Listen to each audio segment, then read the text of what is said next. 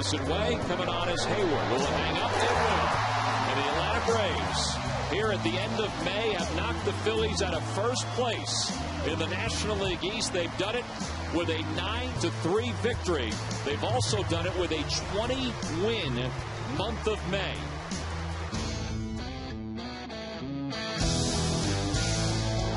Ryan Hamels trying for the 4-out victory. He's got 3 of the outs. 0-2. Swing and a miss. He got it with some cheese. A high fastball. And for the first time since the end of May, the Phillies are back in first place in the National League East.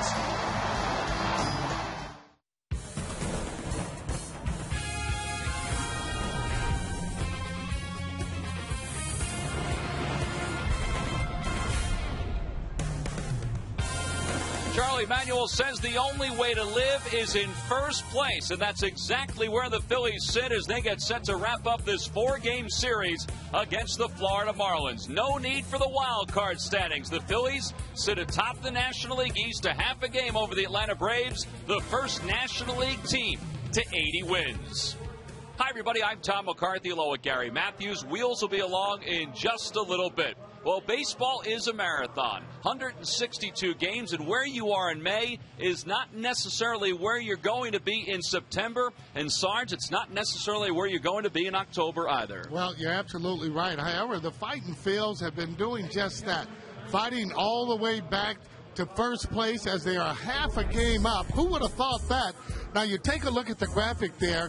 Since May 31st, just about the same. The only thing might be a little different, look at that road record there, 19-21. Other than that, everything, Tom, just about the same. Yeah, the Braves are 7 games under 500 on the road since the 31st of May. They've been lighting it up at home at Turner Field. Well, one guy that's been lighting it up for the Phils all year long, despite the fact that he's got a less than 500 record, is Cole Hamels. Yeah, just not getting the run support, but this guy's been the real deal, giving his team a chance to win. Now take a look at his last start. I tell you, he has been nailed in and out with his pitches there. Has a lot of confidence. His demeanor on the mound is just off the chart there as he induces a double play ball. Again, like I'm talking about, you got to have confidence to hit.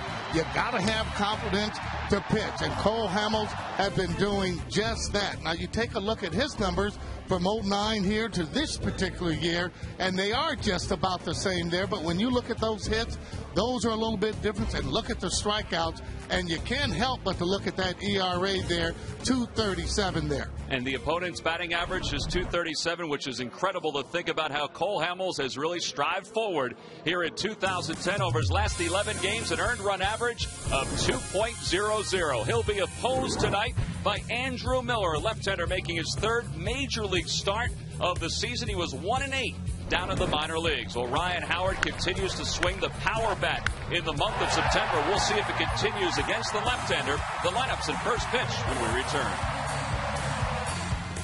Phillies baseball is brought to you by Toyota. It's the Now's the Time sales event at your Toyota dealer. Hurry, offer ends soon. By Southwest Airlines. Want to see what a real airline is like? Go to southwest.com. Grab your bag. It's on. By Xfinity. It's TV, phone, and internet reinvented from Comcast. By Citizens Bank, with the most 7-day branches in the Philadelphia area. And by Independence Blue Cross. We're here for you every step of the way.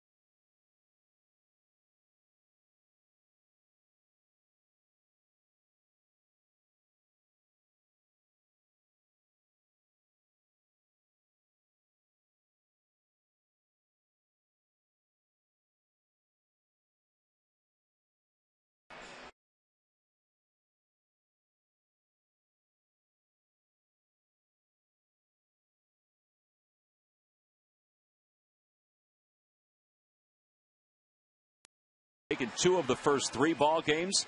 And they have Cole Hamels on the mound. He's pitched very well of late. Let's take a look at the Marlins starting lineup. It's brought to you by Xfinity, only from Comcast. Leading it off at shortstop, Emilio Bonifacio. Logan Morrison, the left fielder, bats second. Gabby Sanchez moves to the 3-hole. He's over at first base. Dan Uggla bats cleanup. Mike Stanton's in right field batting 5th. Wes Helms hits 6th. And the bottom third of Cameron Maybin, Brad Davis, and Andrew Miller. And they'll face Hamels, who is making his 29th start of the year. Cole is 9-10, an earned run average of 3.18, and he has a chance very soon, Wheels, to reach the 200 inning mark again. He did it back in 2008. And 200 strikeouts too. You see 183 strikeouts, 2 more strikeouts in innings pitched. Anytime you're under hits per innings pitched and you have that many strikeouts as a starting pitcher, you're really special. And this is a tremendous season for Cole Hamels. Our Southwest Airlines scouting report, he's had some problems with the Marlins. They have a lot of right-handed sock in that lineup. Some of those guys are gone, but enough of them remain. His last 2 starts, that's what he's done. He comes in here with 18 consecutive scoreless innings. So Emilio Bonifacio stands in, the switch hitter, batting right-handed against Hamels. First pitch of the game, changeup taken low and rolled away. And it's 1 ball, no strikes. That may have been the cutter. See what Bonifacio's done against lefties in the short period of time, hitting .391. Overall hitting .302. And he lifts that one foul over the first base dugout. It'll be a factor in this game tonight, but he knows at home that it's blowing hard here in the Delaware Valley today. Well, it's out of the northwest, and it's going right out to right field, 18 miles per hour. Feels like it's even stronger than that at times, and the hitters will get help out that way. Temperatures in the mid-80s to start the ball game. And that ball, or that ball knocked the mask right off of Ruiz's helmet. And it's 1-2.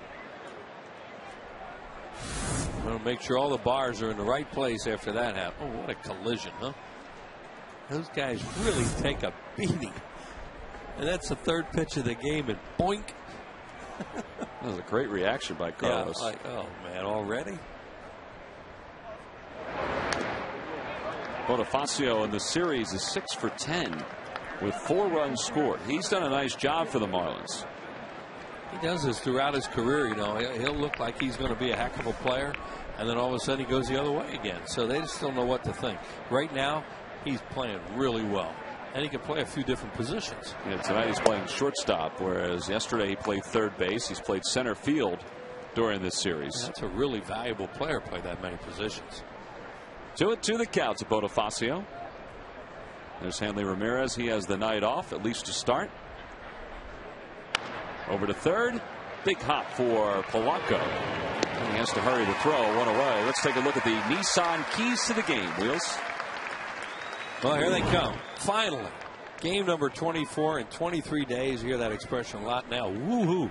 And that's what this is.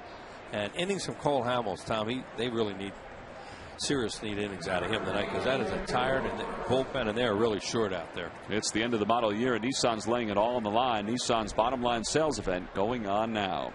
We know definitively that Brad Lidge is not available tonight. In fact, he probably won't be available till Friday, with what he's termed a hyperextended right elbow, but he's not concerned about it.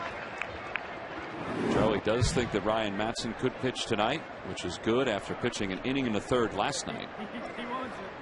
Here's Logan Morrison. 0-1 to Morrison. And it's 1 ball and 1 strike. He would really like it to come down tonight, to not have to use. There's Danny Baez. He's been on the disabled list with the sore back. And they can use everybody they can get right now. But he's not eligible. There's Ryan Matson, who picked up the win last night. Morrison lifts it to right center field. It's pretty well hit, but it's playable with that win for Jason Word. And there are 2 outs.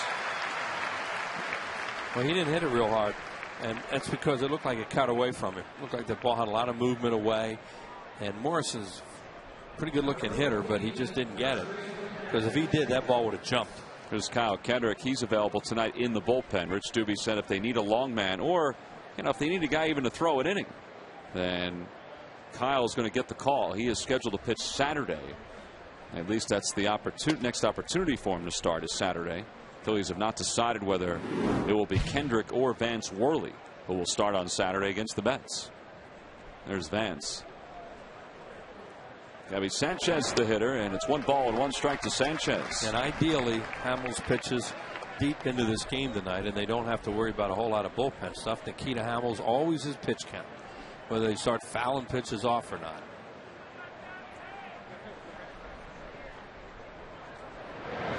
Sanchez hits it in the air to right field.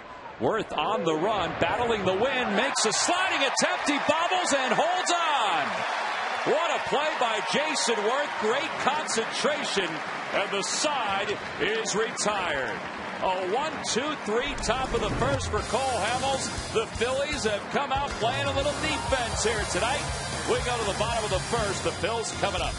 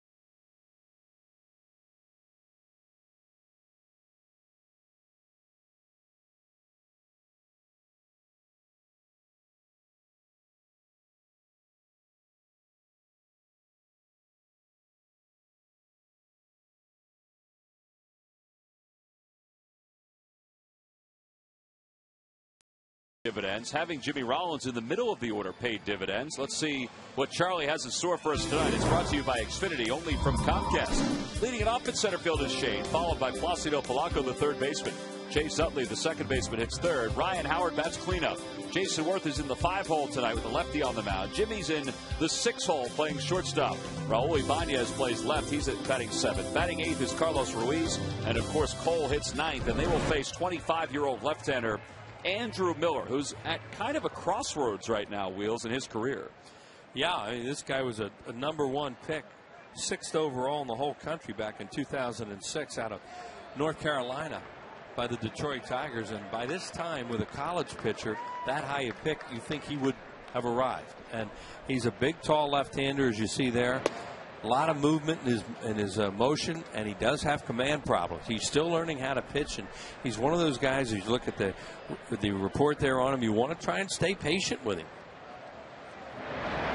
Victorino lines one to center, a base hit. That one's going to scoot toward the alleyway, backhanded by Maven, but Victorino's going to be at second. A stand-up double right out of the chute.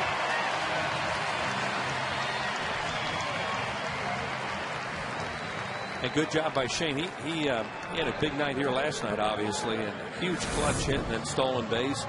And Miller just trying to throw some fastballs early in the count and get ahead. And the second pitch of the game is shot right towards left center. They play him, as a lot of teams do, towards right center. So there was some room out there. And he is safe and secure at second with New York life. Polanco hits it to right, and Stanton makes the catch. Stanton looked like he had a little trouble with that one. Well, Polanco trying to do the right thing and hit the ball to the right side and get him over. You know, with no out, you want to make sure you go back and tag up. But that ball was hit so shallow that Victorino was not going to be able to go to third base no matter what happened on that, because Stanton, not only was it shallow, but he was charging, and he'd have thrown him out easily. Stanton with 6 outfield assists already in about a half a season. So much for being patient. Here's Chase, who's 4 for 13 lifetime against Miller with 5 walks. Chase overall in the series is 2 for 11. His 2 hits came in the nightcap of the day-night doubleheader on Monday. And he takes a fastball for a strike. Left-handed hitters, for some reason, are hitting 500 against this guy. No, he hasn't pitched that much. Probably hasn't faced that many left-handed hitters, as you see Chase Utley right there during the month of September, off to a hot start. Right-handed hitters 220. Miller last year was 3-5 with the Marlins with a 4.84 ERA. The year before, he won 6 games. And he made it to the majors less than a month after he signed his first professional contract. That was back in 2006. He signed in August in the first week and was up in the big leagues in the last week of August. We saw him pitch a really good game here for Detroit one year early in his career before he was traded to Florida, and he was very impressive in that game. In fact, Dave Dombrowski, their GM, talked to him that afternoon, and he said, you know, how high they were on him at the time, and they really thought he had a chance to be a big-time pitcher. And then they moved him in the Cabrera deal. Yeah, he came over to the Marlins along with Cameron Maven. And Burt Badenhop for Cabrera and Dontrell Willis. 3-1 to Utley. On the Toyota Major League scoreboard, the Braves have shown a little life in the first. They lead at 1-0 on a Derek Lee single. That game has gone to the bottom of the first out in Pittsburgh. Derek Lowe, who received a cortisone shot earlier this week, they weren't sure if he was going to be able to pitch. Well, he's pitching tonight for the Braves. Zach Duke's on the mound for the Pirates. Ball 4, chases aboard with a 6th walk against Miller in his career. Well, Ryan Howard kind of jump-started this crowd last night with an opposite field home run. Yeah, that's one of those long ones that he can hit the other way. And not a long one, but one that got out in a hurry. Hit it a couple rows into the seats in left center field, and always good sign when he's hitting balls the other way like that. Ryan against lefties now has 11 home runs, 11 of his 27 homers. 89 runs batted in. And he has made his way into the top 10 in RBIs and in the top 10 in home runs, even with his time on the DL.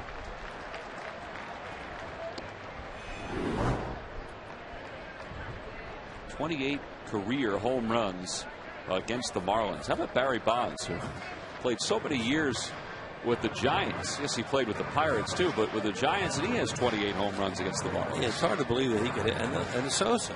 Sammy Sosa, because they weren't in the same division either. There's no Andrew Jones you can understand. Chipper you can understand.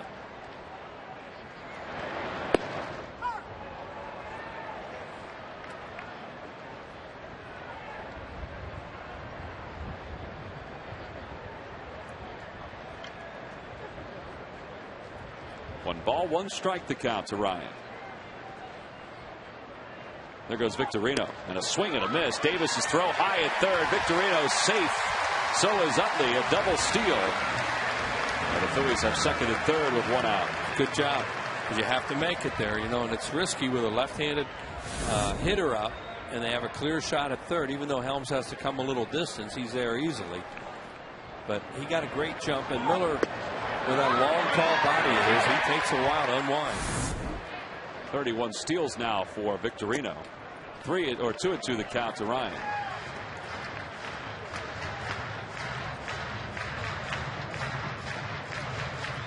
They play the infield back so the Phillies can get a run with a ground out. Right, he has a gimme RBI here if he puts the ball in play to the infield, as you see.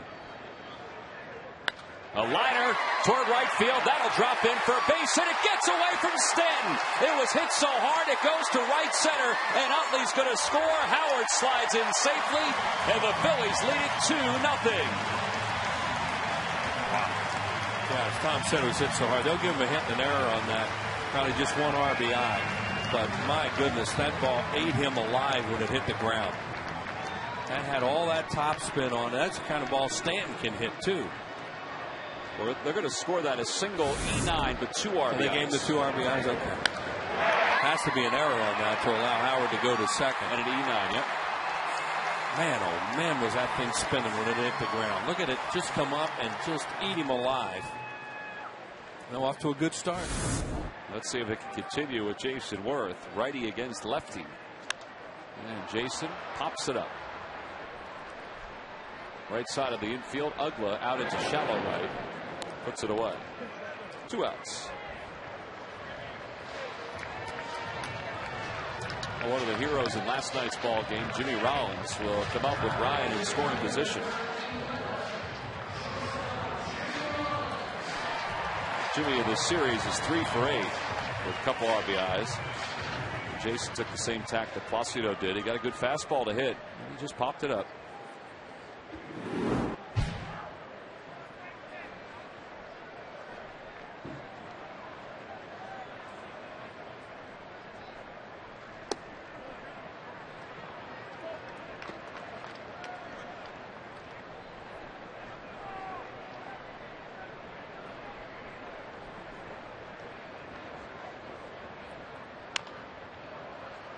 That's foul ball, and it's 1-1.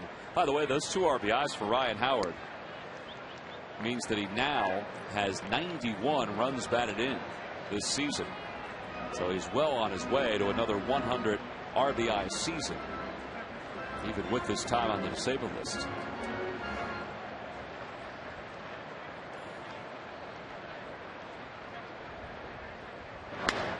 Down the left field line. It's deep, but it's going to hook foul. Just foul.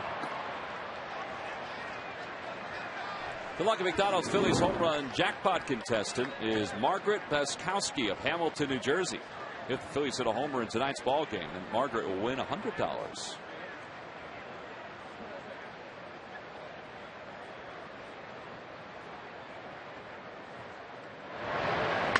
Liner toward left, base hit. Ryan's around third, heading for home. Oh, he stumbled a little bit. Morrison's throw in the air, and Howard is out. Ryan stumbled just as he went around the third base bag. It looked like he had a misstep, and Morrison throws him out at the plate, and the Phillies settle for 2 runs.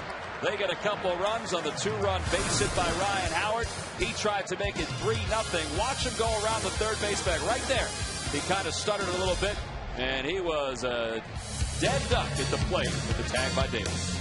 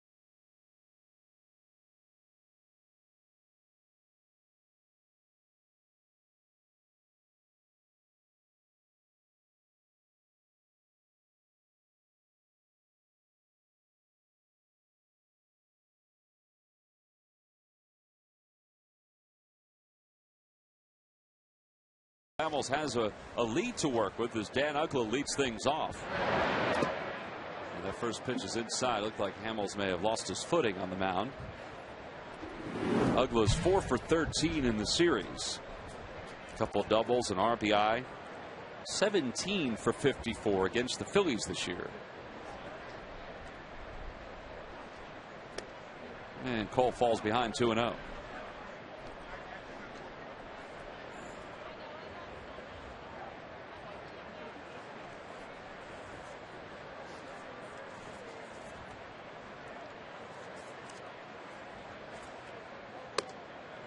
With his win-loss record under 500, you wouldn't imagine that Cole would be among the leaders in any kind of categories in the National League, but he is. In fact, he's among the leaders in strikeouts, 183, one behind Adam Wainwright of the Cardinals. As Uggla gets the green light and he hits it foul, it's 3-1. Well, back on the Toyota Major League scoreboard, the Braves weren't done in the first. They added a couple more on an Alex Gonzalez 2-run single. They lead it 3-0 now in the bottom of the first. And it is indeed in the bottom of the first out in Pittsburgh.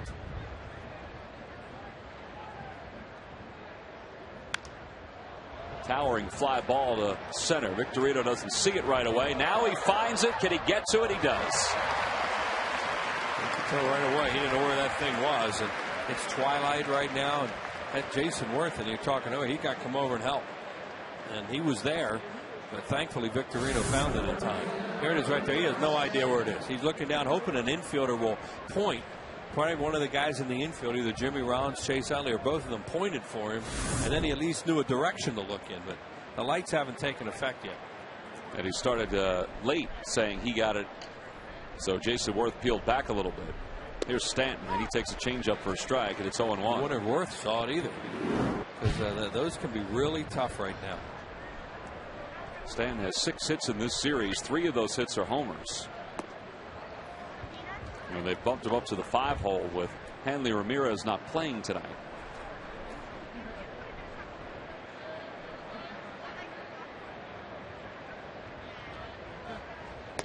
I know it's not the same, but you realize that combined with his numbers in the minor leagues, Stanton has 39 home runs this year.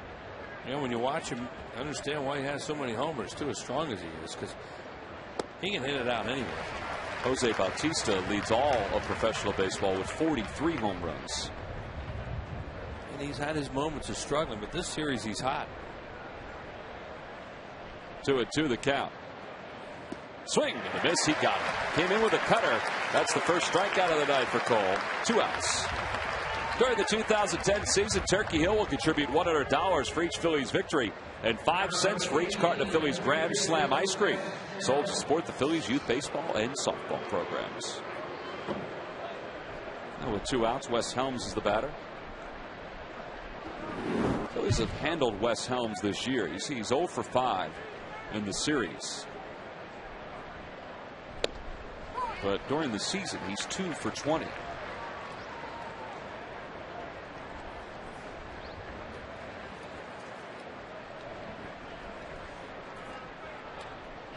Cole trying a breaking ball off the outside corner. 1 ball and 1 strike.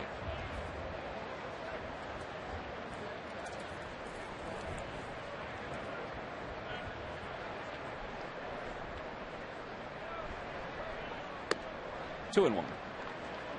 Last year, Helms hit .256 with a couple home runs and 11 RBIs against the Phillies. And it seemed like early on in the season, he was hitting them pretty good. He had a big 3-run home run off Jamie Moyer in the game.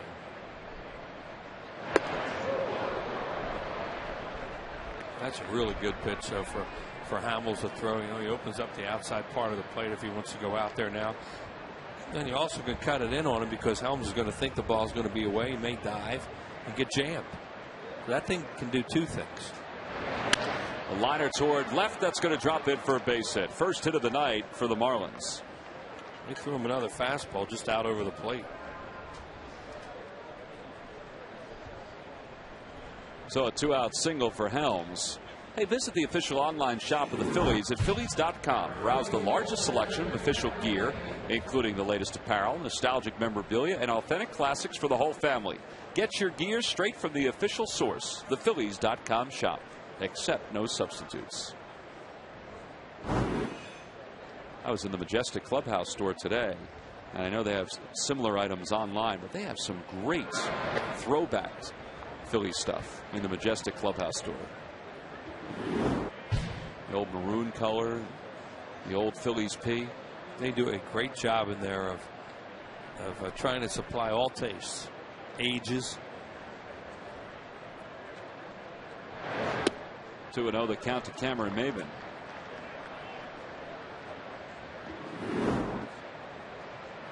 They'll have a lot of the Phillies players selected items in there.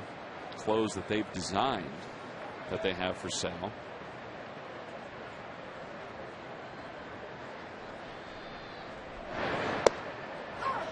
Dan Iasonia was a little delayed with that call. He had to think about it, but it was over the plate.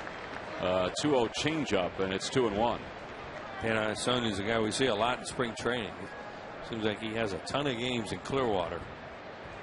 Dale Scott at first, Ted Barrett at second, Alfonso Marquez over third. Good cutter. No, he didn't get him to go for it. Boy, that pitch is such a good pitch for Cole Hamels this year. Brad Davis, the catcher, awaits on deck.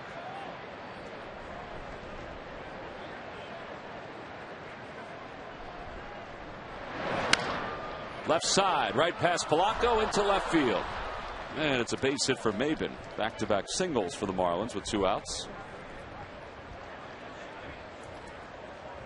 It's the 3rd hit of the series for Maben, and Rich Dubey's going to go out to the mound to have a chat with Cole.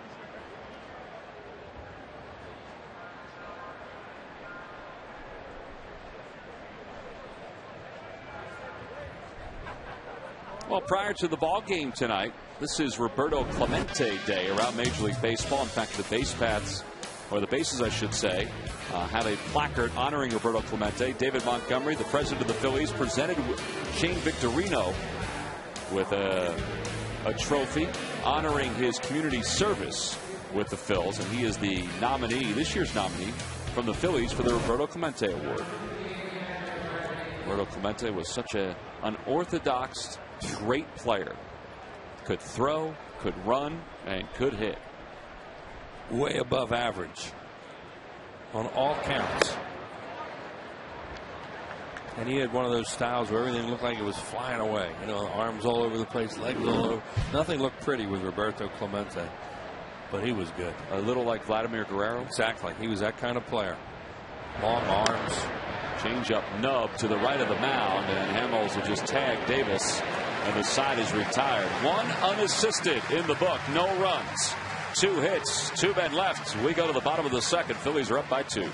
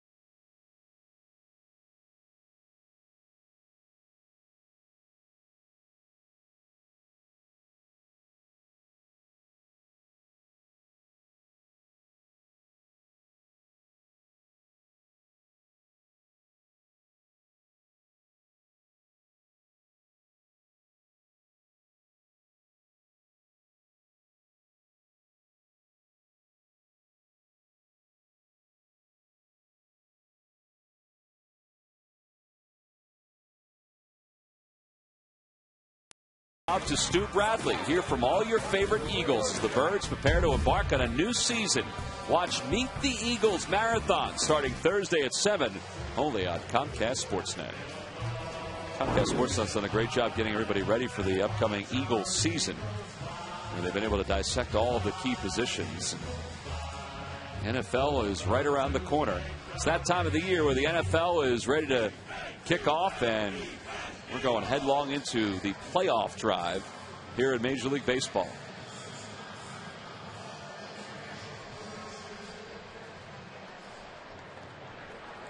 Bottom 3rd due up, Raul Ibanez, Carlos Ruiz, and Cole Hamels. Raul's had a good series because he had a very good night last night. 5 for 11 in the series with 4 RBIs. Last night he had a home run, a triple, and a double. He's hit it hard, too. He's hit it all over the place, which is a good sign for him. He hits a home run to left and left center. It's kind of like Ryan Howard. It means he's staying in there. It means he's waiting a little longer. He's hitting Florida well. In the air to right field. He hit that hard. Stanton going back. He jumps and he had it and drops it. It's loose along the warning track. It'll be a double for Ibanez. And he is mad at himself that he didn't hang on. He made a heck of a play to even get his glove in the area of that ball. Lucky he didn't get hurt, John. I think he hit his head because he looks a little groggy coming away from there. That ball was really hit hard, and then it started to come down a little bit. Makes a tremendous effort. Yeah, he dropped it before he hit the fence. Yeah, and then he smoked himself, and that's why he looked a little bug-eyed there when we got that shot of him, because he really collided hard with that fence out there. Good effort. He's so tall, it looked like he was going to catch it. He never could get to the wall, though, because that ball was hit low and it was coming down so fast. Second double of the night for the Phillies. 1-0 the count to Ruiz. 2-0. Hamels a really good hitting pitcher, and by that I mean he makes contacts. But they would probably play the infield in. My point being that they maybe have told Ruiz this is not a get him over situation. See what you can do. Good at bat to this point by Carlos, because this guy's all over the place the way you would expect him to be. That's the way he's been early in his major league career. All four. The Phillies have two aboard with nobody out. And Randy St. Clair's going out to the mound. See, the outfielder wants to get to the wall as quickly as possible. He never has a chance because it's coming so fast and it's spinning down on him. So you see Stanton right there made a heck of an effort, but never knew where the wall was. And Lee probably jumped a little bit too soon because he felt the warning track and knew he was getting close. That was a heck of a shot right there to show where he was when he left his feet. Right, and to see that he was never one time in that whole route was able to look and see where the wall was.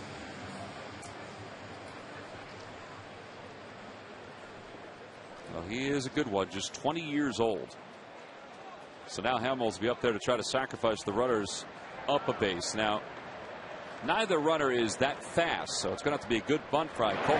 And he bunts it in the perfect spot. Up the third base line. Helms' throw pulls Uncle off the bag. Hamels is safe and the bases are loaded. You know, you do the right thing and a lot of good things can happen. And the right thing there, of course, is to make the third baseman field the ball. Cole put a perfect bunt down. Made Helms field the ball. And it looked like they're going to have second and third, just what they wanted. And then he makes a wide throw and they're loaded. Saki 5. Here it is. Really a good job there, just letting the bat catch the ball. And then Wes Helms throws wide to first. No chance for Ugla to hold the bag. Make the third baseman field it, and he did. So the bases are loaded for Victorino. And a fastball for a strike. Shane has a grand slam against the Marlins in his career. He doubled in the first and scored the first run for the Phillies. Pulls it toward third. Helms backs up on it. Only play is to first. A run scores. It's 3-0 Phillies.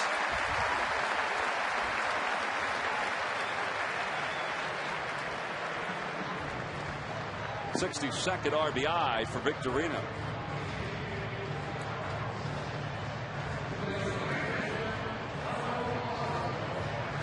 Ball just wasn't hit that hard for Helms to throw to second or even to come to the plate.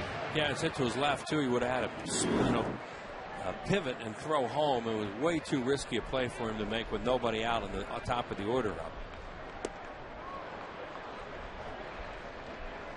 And the infield is halfway for the Marlins with Ruiz at third and Hamels at second.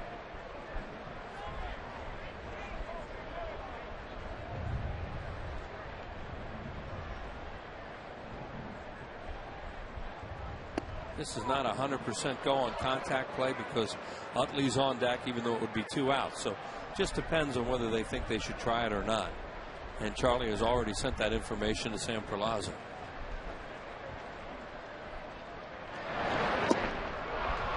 Polanco's down on strikes, 2 outs. So he really got him chasing sliders or breaking balls.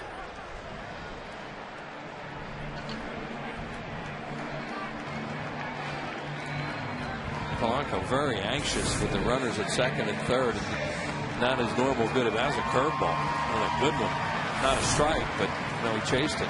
Man at himself right there. Got himself out. And the wind is whipping even more here in the bottom of the second. I think it's going to die down tonight. I don't think it's died down from the other night. No. Maybe it did a little bit yesterday. Yeah. Not tonight. It's very pleasant, though. It's a great night for the fans.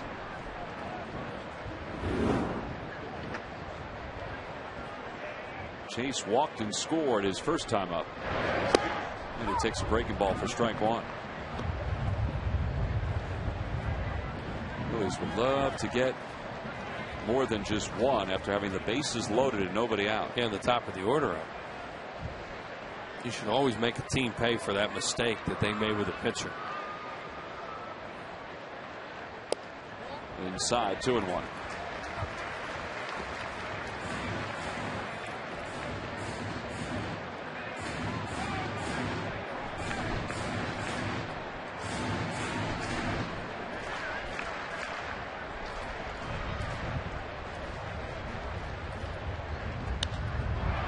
Toward left field.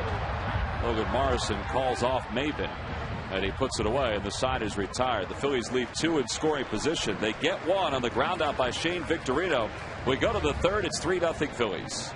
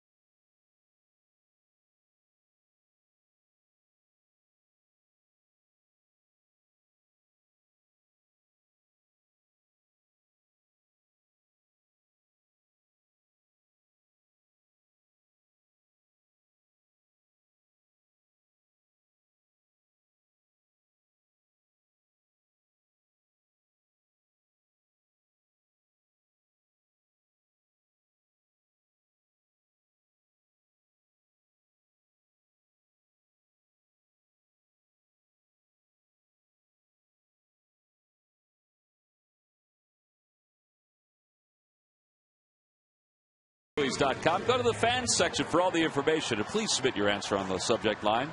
Wheels, what two players were the first Marlins All-Stars selected in 1993? Can't give me every night, Wheels. Yeah, I know. I may know one of them, and I think it could be a pitcher who was a relief pitcher that year who was really good. Well, the answer will be revealed in the seventh inning. Top of the third, Phillies lead at 3-0. Had the bases loaded, nobody out. They got one run in the bottom of the second. Yeah, Shane Victorino, Placido Polanco, not their best at bats there, and Miller was able to escape. He leads it off. Miller is 0 for 4 so far in the big leagues this year. Came into the season as an .068 hitter, and he bunts right back to the mound. Hamels never panics. One away. No, he's a good fielder, good athlete.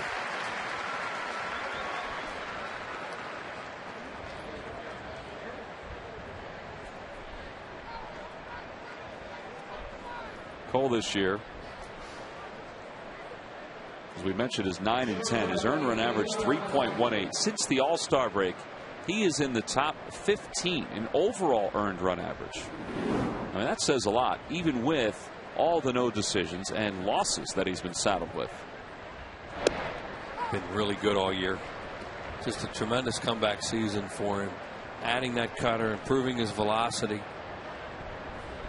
Well, his last 11 starts before this one, his earned run average is 2.00.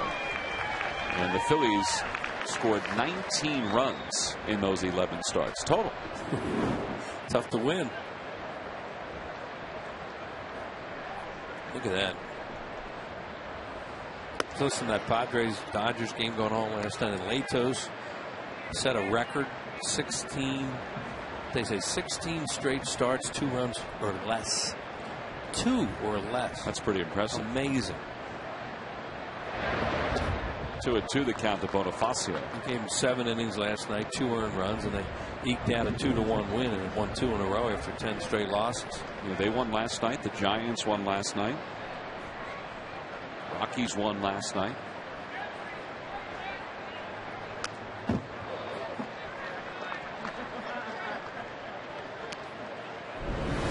Look at the difference, Wheels, between the last 2 seasons. Now, he was 10-11 all of last year. His innings are going to be way past 193 2/3. But look at the opponent's batting average. How about the hits per innings pitched? Hits per innings pitched. It's one of those things I always look for in a pitcher. Tells you a lot about them. It tells you whether they're in jams or not. Right. You know, you can get away with it being over, you know, to a point, but it's really hard if you don't throw a lot of sinkers and get ground balls, double plays and all. If you have way over hits per innings pitched. Back toward the middle, Utley backhands, has to hurry because Bonifacio runs well, particularly from the left side. 2 outs. And that's why he backhanded it. Well, the Washington Nationals will be in town Friday, September 17th at 7:05. It's Cabrini College Knit Cap Night. Free to fans 15 and over. Very limited seats for all 3 of the ball games, but you can get seats for the games. Go to Phillies.com to make your purchase now. Make sure you make your purchase as quickly as possible. 2 gone. Logan Morrison is the batter.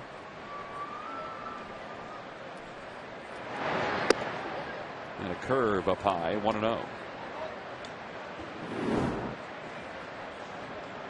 He's thrown a handful of curveballs tonight. Yeah, it's a good pitch for him to show once in a while. It's not as important now that he throws his curveball, now that he has a cutter. Before it was really important because he was fastball, changeup, and that was it. When he added the cutter, he added a 3rd pitch that can get right-handed hitters out and give left-handed hitters a pitch that goes away from them. Very important. In the air to right center field. He crushed that one. Victorino and Worth go back. That's a 1-hopper off the wall thanks to the wind. Worth gets to it. Morrison's going to stop at second. A 2-out double. Well, he hits left-handers because he doesn't give any ground.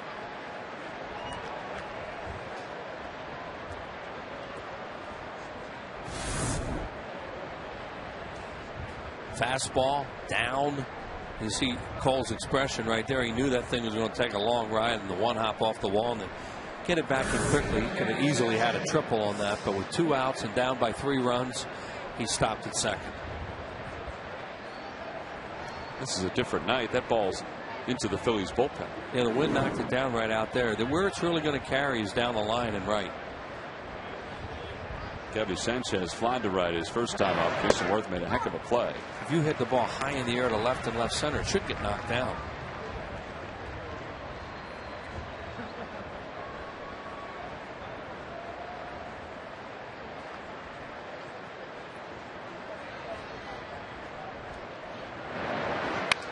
Towards center field. Victorino going back. Wendell hold it up for him, and he makes the catch as he was able to set himself and turn back toward the infield, and the side is retired. Well, coming up at the bottom of the 3rd, Ryan Howard, Jason Worth, and Jimmy Rollins for the Phils.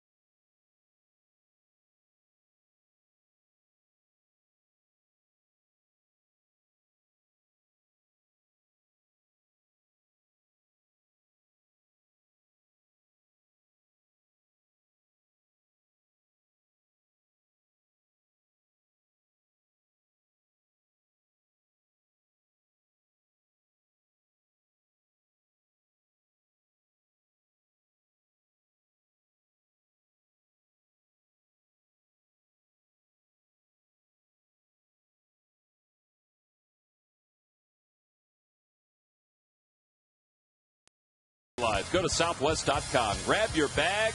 It's on. By your participating Philadelphia area Chevy dealers. Visit ChevyDealer.com. And by Xfinity. It's TV, phone, and internet reinvented from Comcast. Last of the third. Phillies have 4-5 and 6-2 up. That'll be Ryan Howard, Jason Worth, and Jimmy Rollins against Andrew Miller. Miller's gone to the breaking stuff a little bit more. It's because they have hammered his fastball.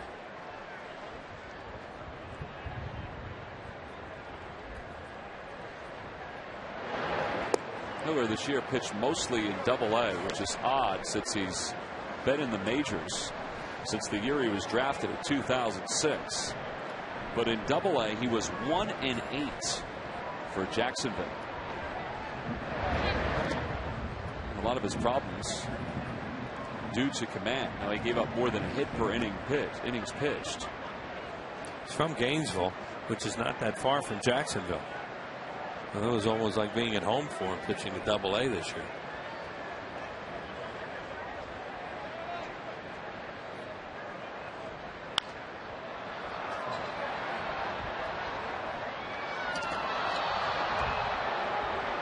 He was the 6th overall pick back in the 2006 draft by the Tigers. Tigers have had some success in their draft. First round selections.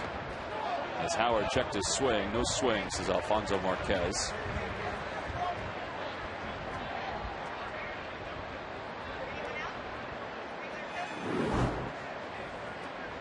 Those were the first 10 picks. Evan Longoria, that's a good one right there. Drew Stubbs is playing center field for the Reds. Clayton Kershaw right behind Andrew Miller. And Tim Lincecum. Somehow Lincecum slipped past everybody except for the Giants with a 10th pick. Lincecum in that draft, the reason he slipped by people, teams talked about his size. You know, Tim Lincecum, they looked at him and thought, well, he's just not that big. He'll never hold up in the major leagues. Oh, I'm too Cy Young Award win later. A lot of times, scouts do a great job, but it's a crapshoot, and sometimes you just can't know how big a heart a guy has. Brandon Morrow's now with the Toronto Blue Jays. Yeah, Brian Sabean, the general manager for the Giants, I don't think ever went out to the University of Washington to see Lincecum pitch. He just saw him on video and said, that's the guy. And it's worked out well. He struggled a lot this year, but the last 2 starts he's been good. Watched him a little bit last night, and he was dealing.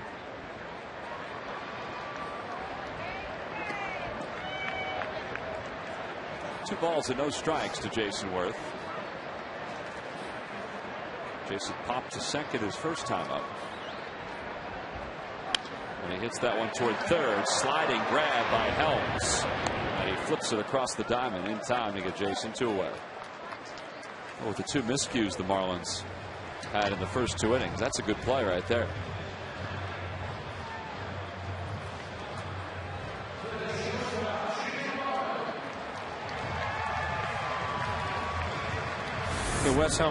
Wes Helms had this lined up right off the bat that he was going to go down to one knee there, skid, pick it up, and then pop up and throw. And he made a good play.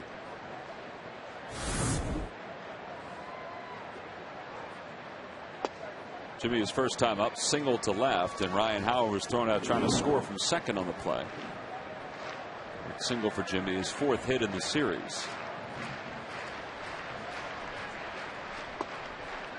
And he's taken a couple pitches. It's 2-0.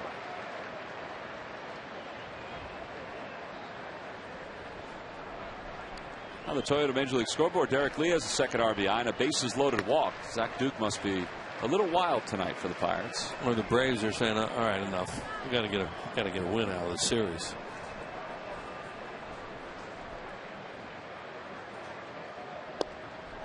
Zach Duke is now out of the game for Pittsburgh. There's a quick hook. Rather early exit. Jimmy hits it hard right past the third base bag, and it shoots off the half wall. That'll give him a chance to get to second. Morrison played it fairly well, and Jimmy's in standing. His second hit of the night, 15th double of the year. Is he all right? Something didn't look right between first and second. He had kind of a body language when he got to second, like, I don't like what I just felt. He just pointed to his knee. when Davey Lopes went away. Hey, watch, there's something. There it is, right there. He had a little hitch in his giddy up right as he came around the bag or stepped on the bag. Shake it off, hopefully. Well, he's in scoring position. Here's Raul, who doubled and scored his first time up.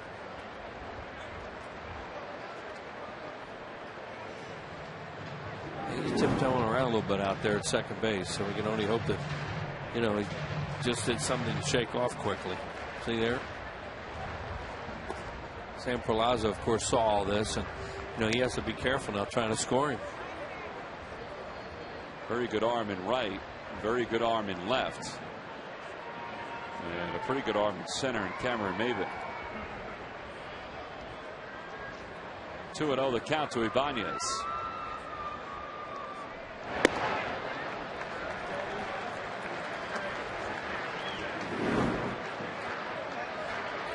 With Raul's struggles at times this year, his numbers overall still good with runners in scoring position.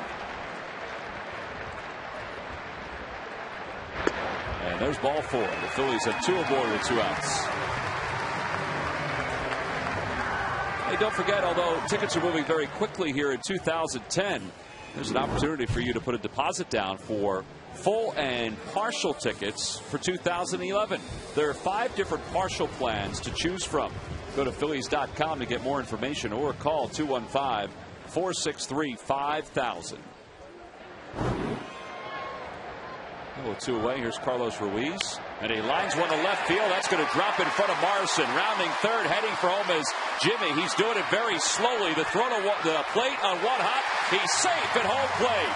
He slid to the backside of the bag, and even with the sore leg, he's able to give the Phillies a 4-0 lead. Yeah, he's not right. Something's wrong, and you know they'll evaluate him when he gets in the dugout. But he was coming around third kind of slow, and then Sam waved him, and he did pick it up a little bit. Watch right there. See, he's not coming real hard, and then right at that point, look at him kick it in, which is a good sign. And then throws that little fall away slide that he can do with a hand. Very athletic. Reads the catcher. Now he's got the bat out there. There's a lot to dodge coming in the home plate, but he did come around third very slowly and then really pick it up. Well, Scott Sheridan, the Phillies athletic trainer, is talking to him now. It's 2-0 to Hamels. I would think the Marlins are going to have to get somebody up and throwing real soon, because Miller is scuffling.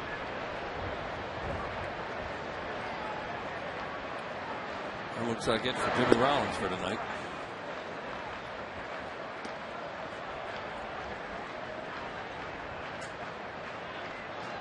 Yep.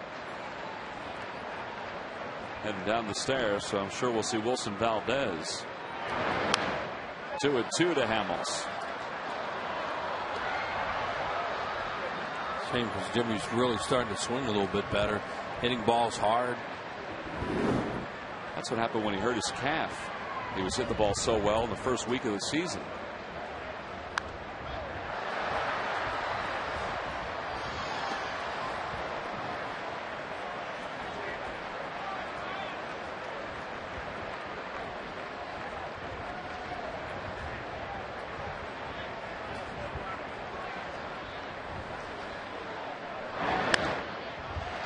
Cole spoiling a few pitches here. And it remains 2 balls and 2 strikes. Now watch right here how he comes into third. He's got a limp right there, but right at that point he picked it up and ran pretty well. Cole tried to check his swing, but he went around, and the side is retired. The Phillies get 1 more. They leave 2. We've played our first 3 here at Citizens Bank Park. And the Phillies are using all kinds of weapons, including athleticism, to take the lead early on.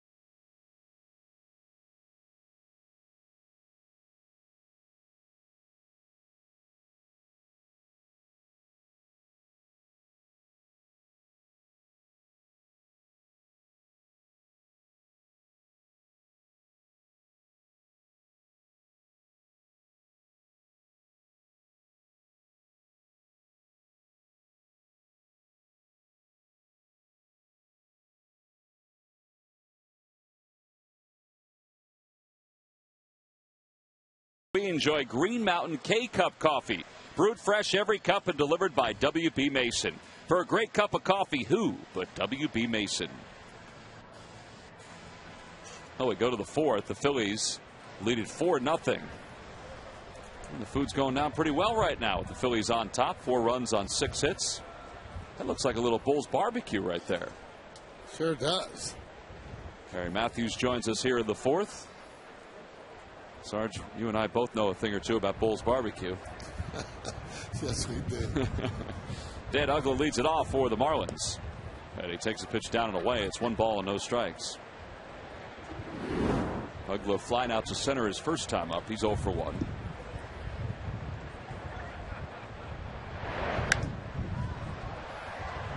And he pops one up again. This one up the third base line. Tough play with the wind. Ruiz makes an unbelievable grab to stay with it. May not seem like that hard to play, but the wind is gusting right now. Well, welcome to San Francisco. That's exactly what I'm talking about. When you call the ball, you don't want to call it too soon. That wind took the ball right to Ruiz. Good thing that he actually went out there, too. You see how the ball comes right back to him. There it is again. Tough chance, though, for Polanco if he was going to catch that. There's Mike Stanton with 1 away, and Stanton takes a strike. By the way, Wilson Valdez has come into the ballgame to play shortstop for Jimmy Rollins. So Jimmy, we saw him hurt himself as he was going to second, and then came around the bag slow to the plate. Still was able to score with one of those unbelievable slides. And hopefully everything's okay with J-Roll. Yeah, he has that slide down pat where he comes to the side and reaches out with his hand to tag the plate. No, I like that pitch. That's a good pitch.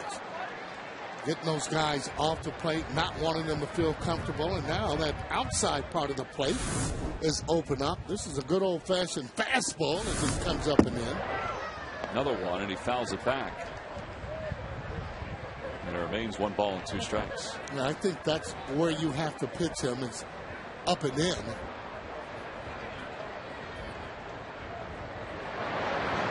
Swing and a miss. He got him. That was a cutter. And it was up. 2 outs here in the fourth.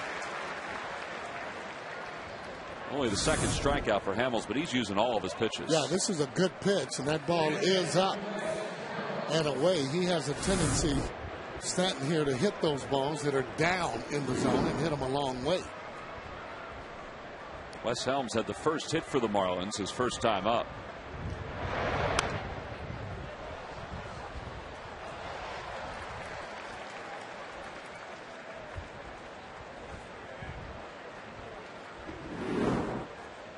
$21 2/3 scoreless for Cole Hamels.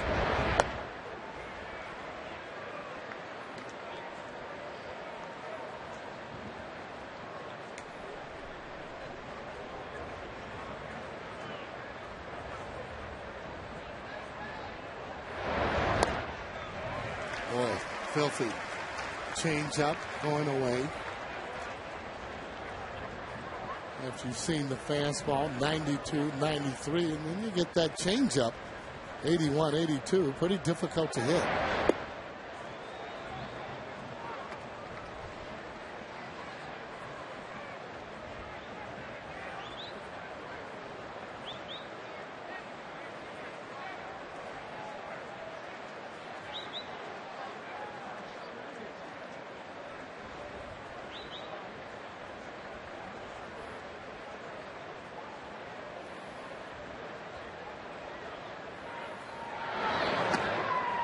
Moved his feet again. That's not where he wanted that pitch. 3-2 to Wes Helms. Yeah, he doesn't want to waste a lot of pitches. That's how your pitch count gets up. Hopefully you want him to hit those little soft ground balls early in the count.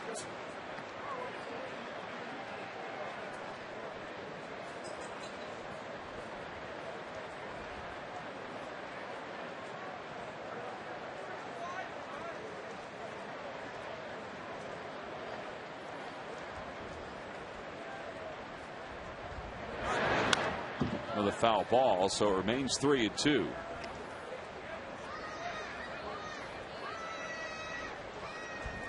Cole's won his last 2 games, and that may seem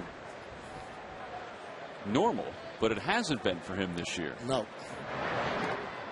And ball 4 to Helms, so he's aboard of the 2-out walk. Prior to winning his last 2 games, Hamels hadn't won since July 11th. And it wasn't that he wasn't pitching well. I mean, we've established that.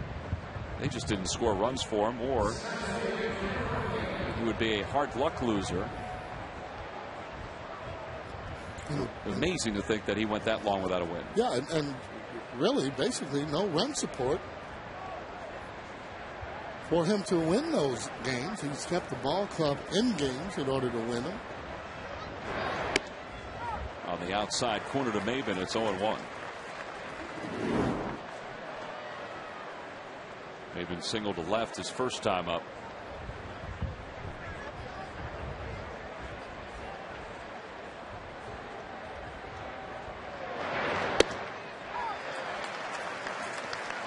It's a good pitch. Maben has that leg kick. When you don't get it down, very difficult to try and time that pitch. You have to get that leg down in order to make or do any damage. On the inside corner with a cutter. Called strike 3. 2 strikeouts in the inning for Hamels. He leaves one at first. Cole through 4 has allowed 3 hits, 1 walk, and he's picking up some strikeouts as well. He brings this ball game to the bottom of the 4th with the Phillies on top 4-zip.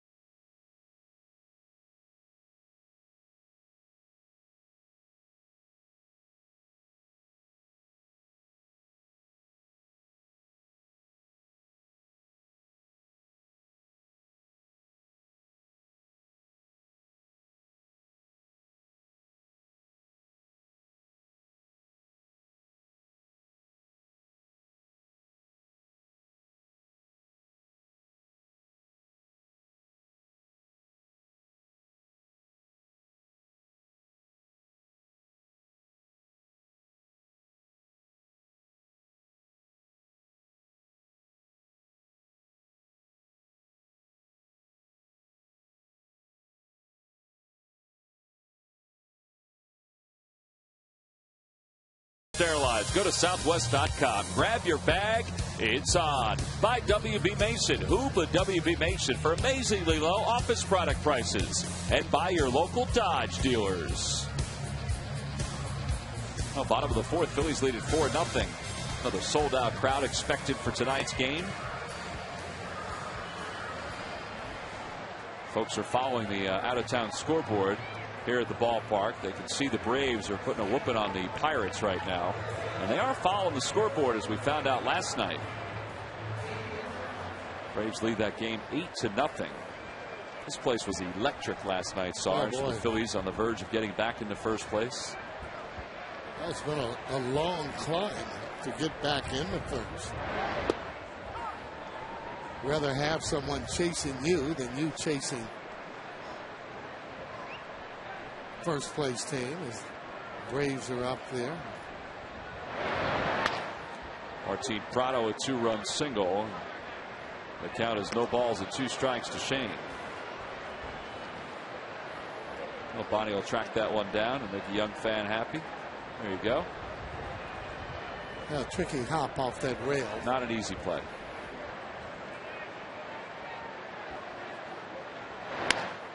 She'll get another chance. Well,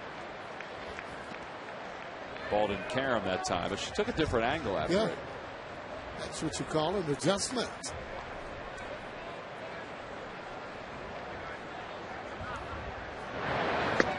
way outside. It's 1-2.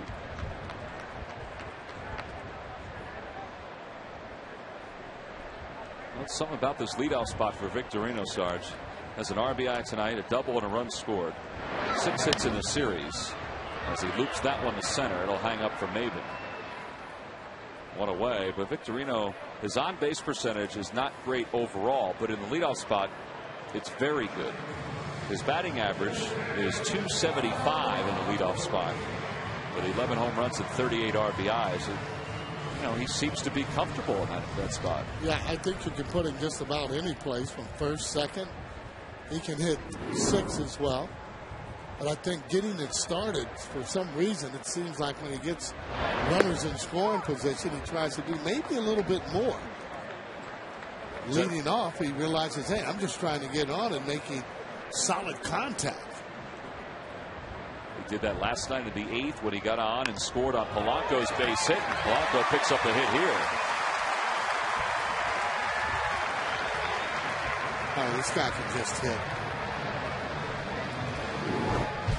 Well, don't forget the Fanatic Around Town auction is going on right now. In fact, it began on the 27th of August. It's been a great success so far, and it goes until the 30th of September. Each week, a different set of statues will be auctioned off. The proceeds will benefit Phillies Charities Incorporated. See the Fanatic Around Town in the fan section of Phillies.com for information to bid. And you can also see all of these statues right here at the ballpark. In fact, if you enter on the third base side, and I walked over to it today and looked at a lot of the statues. If you enter the third base side, you can get a look at all of the statues that are up for bid. Back-to-back hits for the Phillies with 1 out here in the 4th. I got to tell you that statue would probably still look pretty good at your house there. Now, you've been all over the ballpark today, I understand. I have been, and I walked out there. And the Frankenstein, the Fanatic Frankenstein statue, which was one of the ones you saw there, that's outstanding. Huh. There are a couple of others. There's one that's a quote-unquote mural where the Fanatic is painted in brick. And it's almost as if he's, you know, in the wall. Wow. Is a nice one. There's some really good ones. In the mood for any bidding? Let me think about that.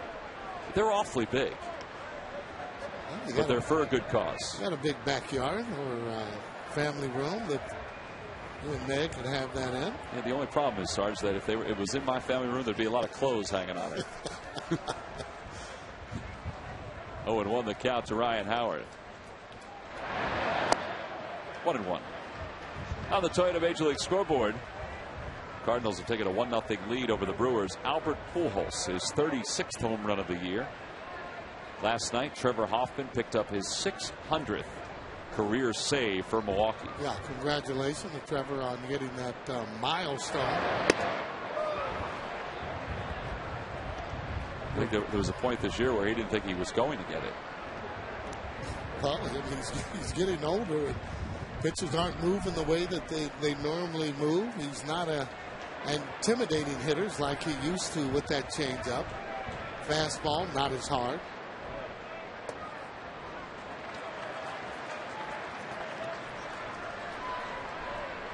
A lot of saves, however, 600.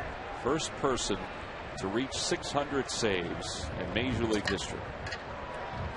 And Mariano Rivera could be the next one. Does he have about 555 or so? I think that's what it is. That'd be 554.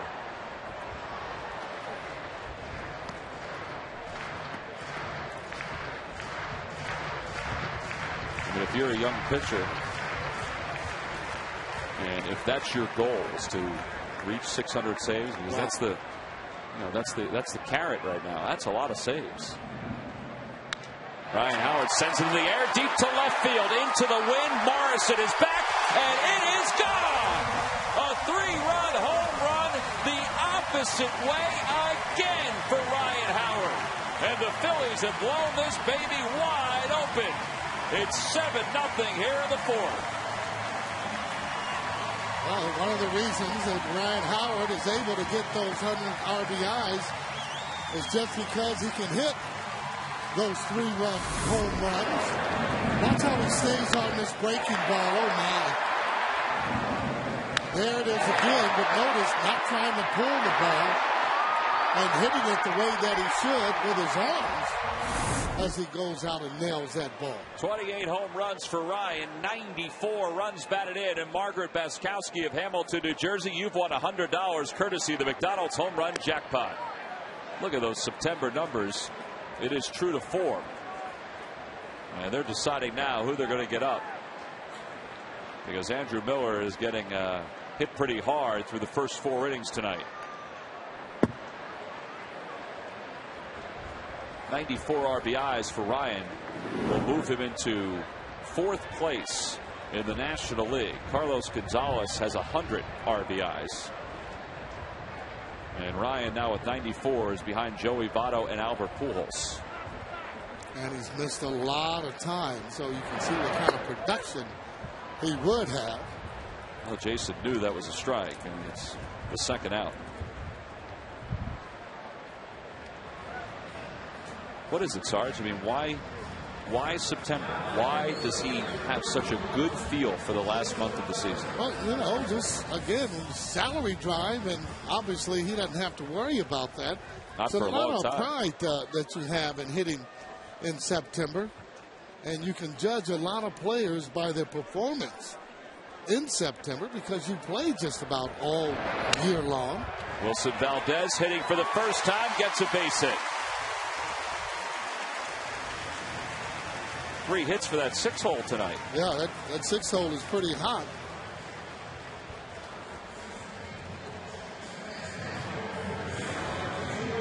Well, Jason, Cole Hamels, I should say, got to feel pretty good and finally getting a lot of runs, but he's got to steal pitch as if that game is 0-0.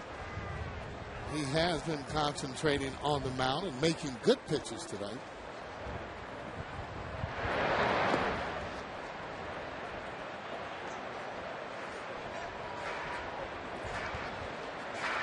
Banya's a double and a walk. That double was his 30th of the year. 30 or more doubles in each of his last 9 years. Well, that's being durable and consistent. Being able to play just about every day in the lineup.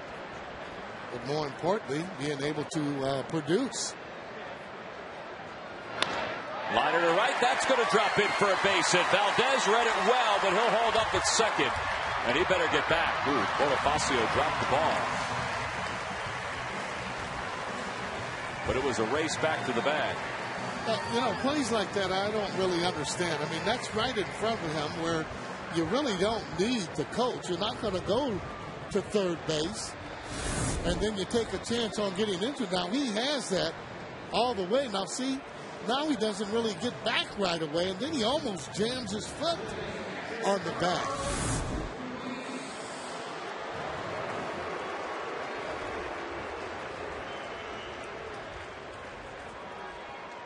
Eighth man to bat in the inning is Carlos Ruiz.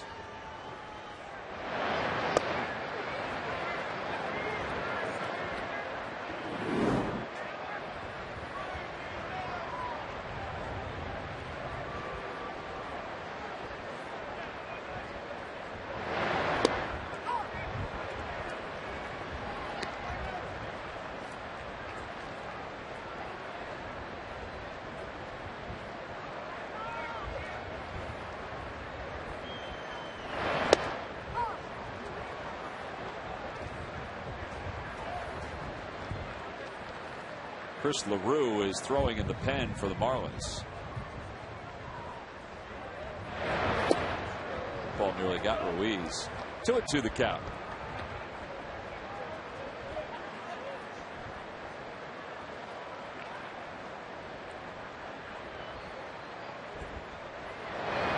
Swing and a miss, and the side is retired. 8 men come to the plate. The Phillies scored 3 runs in the inning on a 3-run home run by Ryan Howard. A little power to the opposite way for Howard on the second straight night.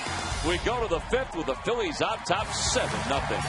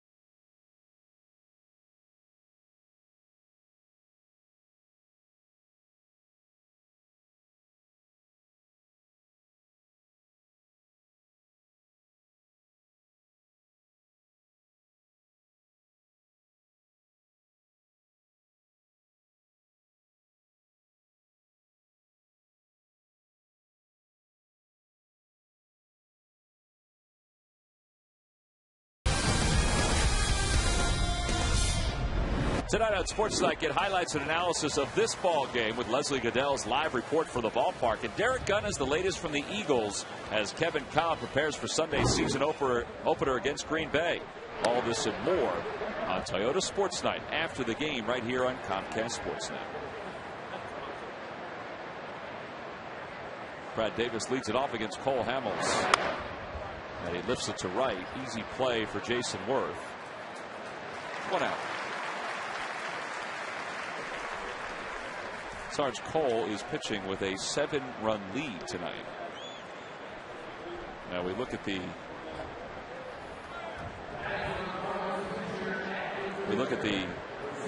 outings for Cole. He has had 4 games this year where they have scored 7 runs. Just 4. Wow. And they won 3 of the 4 games.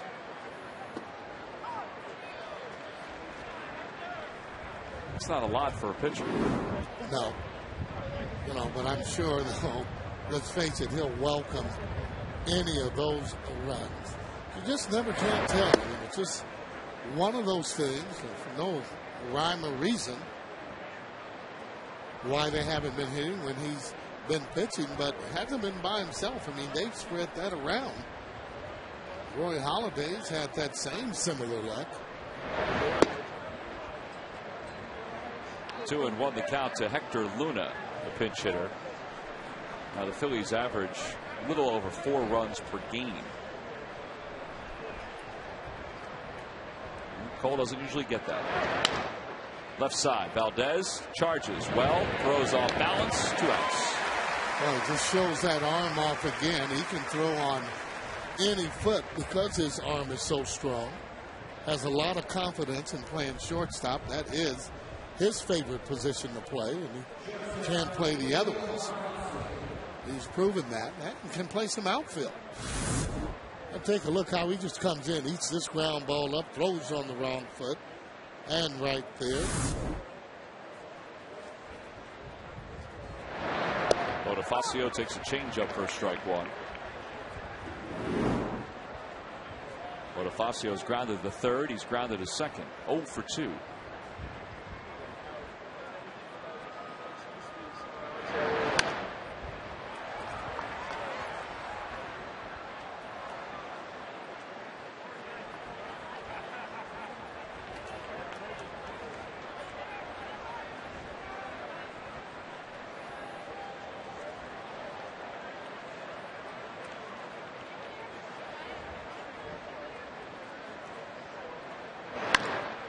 To the middle, Valdez to his left, has it, fires a strike.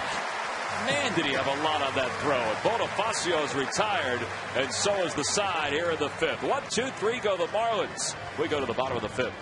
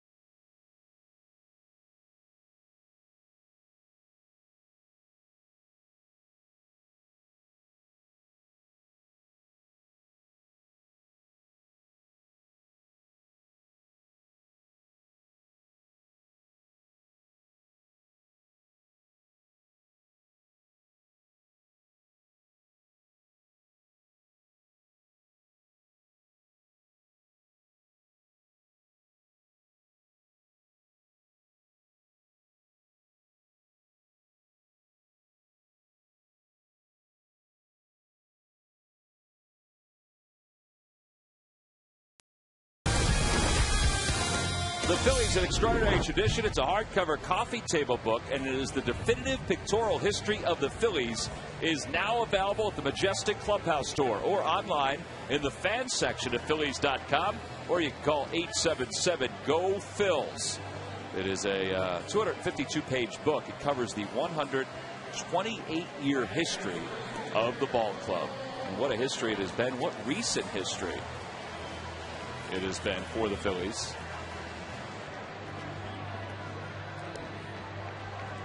Now we head to the bottom of the fifth, a sold-out crowd.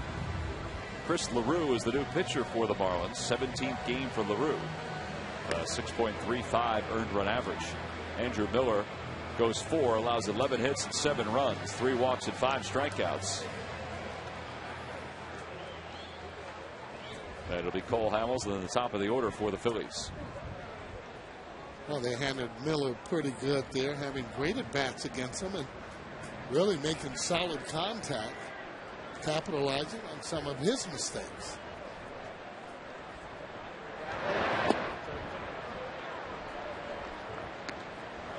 It's amazing, Sarge, because we saw Miller when he was in his second year here at the ballpark, and he looked like he was going to be a good one. We also saw him a few times at the Marlins, and he looked pretty good.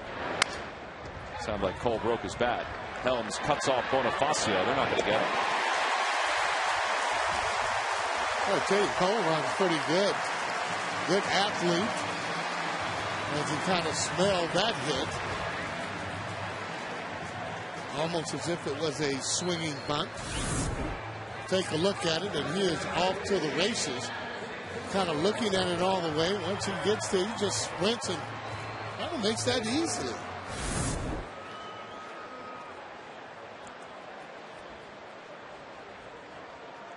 A leadoff single, 12th hit of the night for the Phils. And it's 1-0 to Victorino.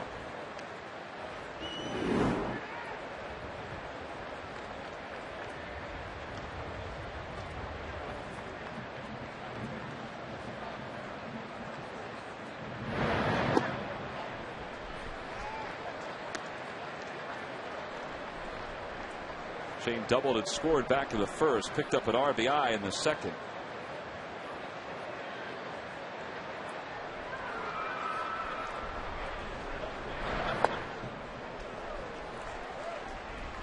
Now you start scoring those runs in the first and just get your club going. Pitcher starts to feel good, realizing he can make a mistake or two. Like those early runs.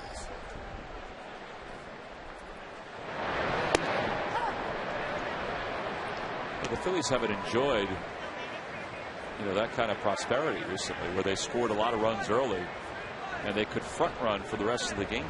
Well, maybe now that they're in September, they'll be able to do just that. Victorino hits it hard off of Sanchez and down the right field line. Hamels to third, Victorino to second. That ball went right off Sanchez, and there was nothing he could do. I tell you what, that ball ate him up. Now we'll see how they're going to actually rule it at here at home or anywhere.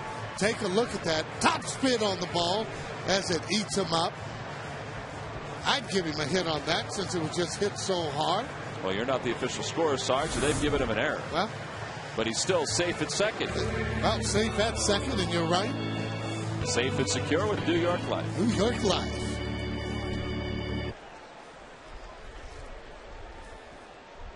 So the Phillies have runners at second and third. And Polanco 1 for 3. 1 ball, no strikes. Well, the one thing you like about it is that Victorino continues to hit the ball hard. That's what you want to do to gain your confidence. You can't guide the ball. All you can do is hit that ball and hit it hard.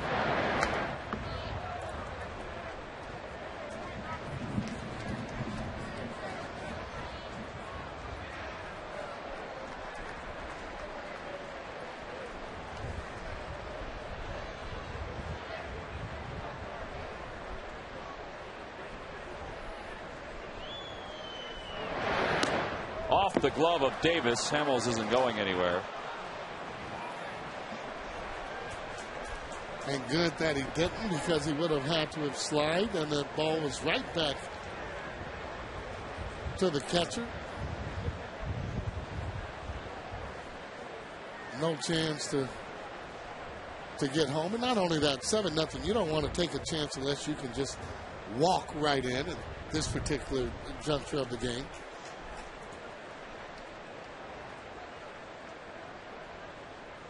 Two and one, the Polanco. Inside, 3-1.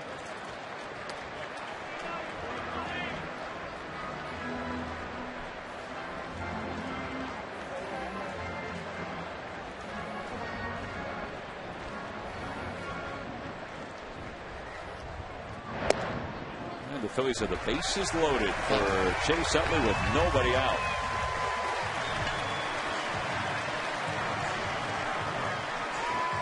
Well, they've done a very good job just staying after the Marlins tonight. 12 hits. They've been on base and capitalized on 3 errors so far. 4 walks. It's a lot of base runners. Yeah, well, I tell you, right away from the very first inning, even on defense, you know, they looked like they had a lot of energy, the fighting Phils.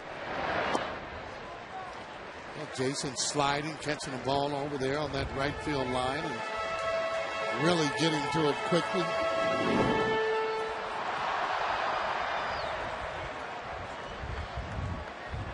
Four grand slams for Chase, including one last Thursday in Colorado. Back toward the middle. That's a base hit. Hamels will score. Here comes Victorino. He'll score. And the Phillies lead it 9-0.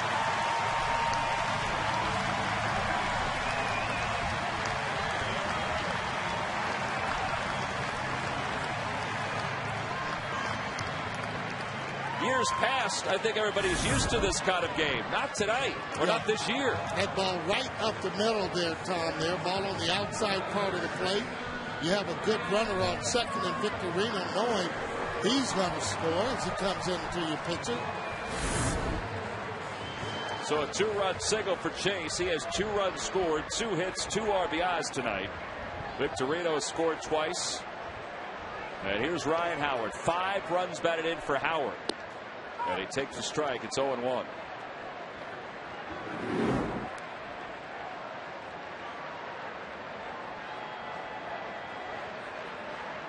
He has 2 aboard, including 1 in scoring position. Behind in the count, 0-1.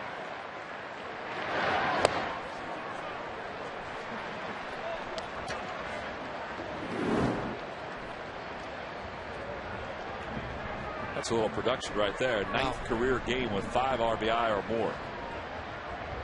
That's what those 3-run home runs will do for you. Tried to check. They appeal. No swing. Let's take a look at this home run in the 4th inning.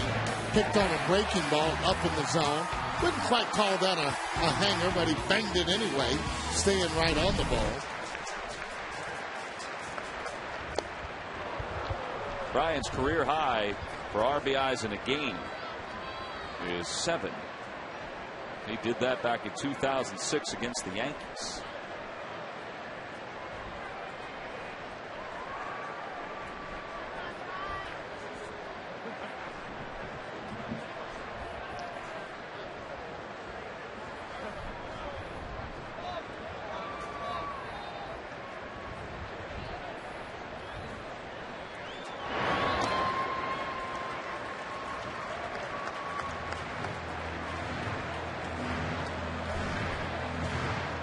Gets to be a long night for a catcher in a game like this. Well, sure it does. And even for the players in the outfield and infield, he starts scoring a lot of runs. They can score a few more runs, and they can give some of those regulars a night off, or the rest of the night off. Ryan sends it in the air, deep to left center field. Into the alleyway. It's playable for Morrison. He makes the catch, and Polanco draws the throw.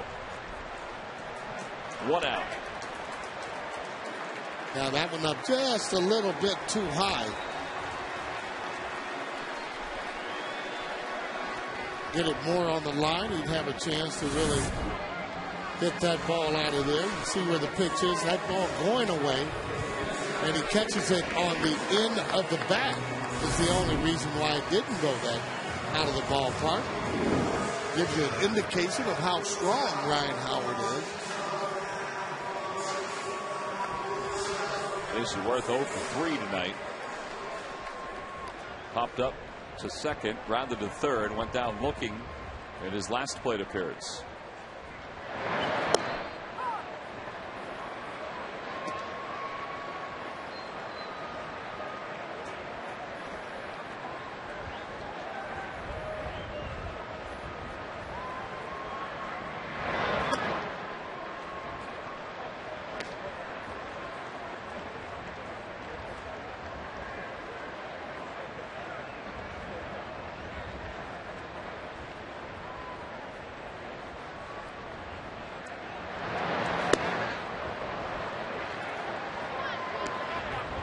His position, very difficult to hit anything that's going to be on the outside part of the plate.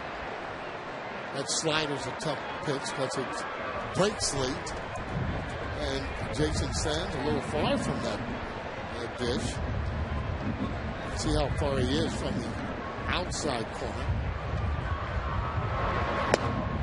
That ball just off the outside corner, 2-2. Oh, he's lucky on that. Ball looked like it came back, caught a little outside corner. But his position, he's thinking that pitch is probably a ball all the way. Straightaway center field. Maben lays back. Now he comes in. Second out of the inning.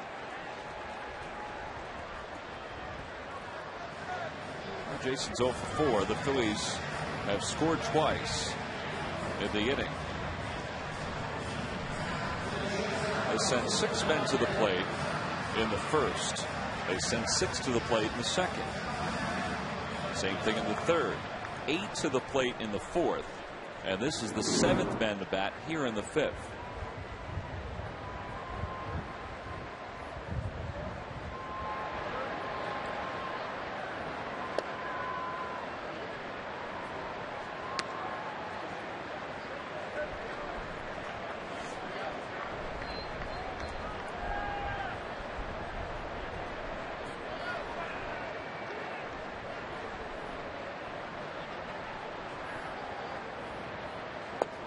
Same pitch, 0-2.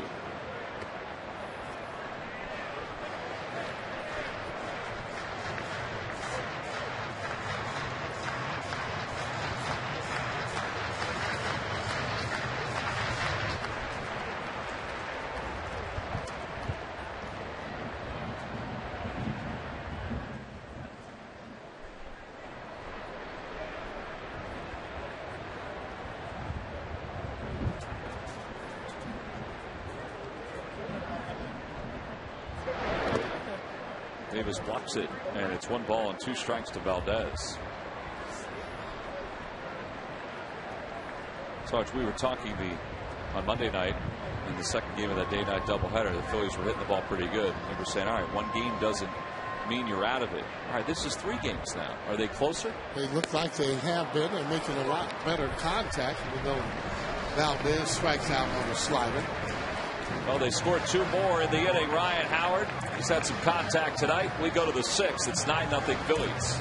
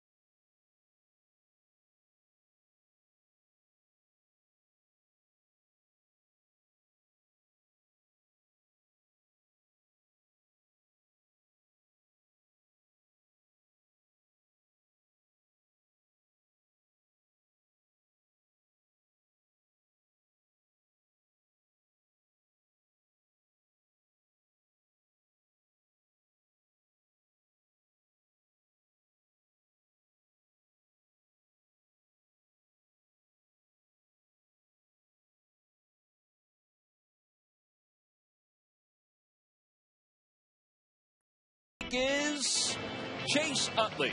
You can't swing with a bad hand, but when the hand is better, the bat returns. The power production took a trip to the West and delivered in the clutch. Like a flip of the switch, extra base hits are coming in bunches, and none bigger than a Rocky Mountain slam. The chase is back on, and it's brought to you by Independence Blue Cross. We're here for you every step of the way.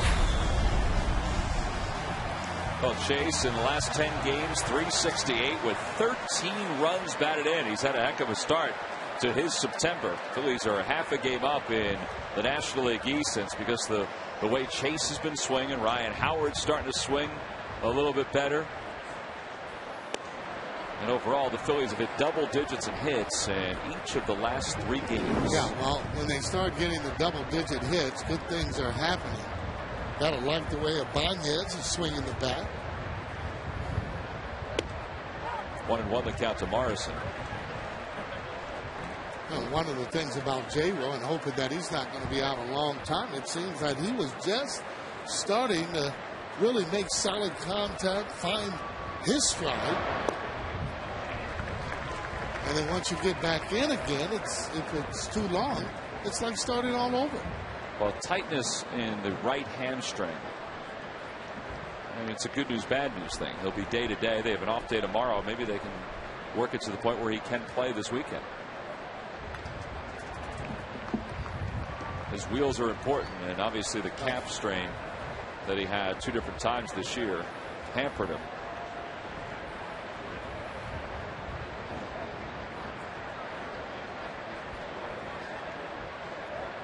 One and 2 the count to Morrison. Right side. Easy hop for Hamels. No fielding for Howard. Easy flip to Hamels. 1 away. Well, every time the Phillies retire the opposing team in order, which Cole did in the 5th and he did in the 1st, Comcast will make a contribution to Phillies charities. Phillies baseball is brought to you by the Xfinity Triple Play, your complete lineup for digital TV, high-speed internet, and home phone. 80 pitches for Cole.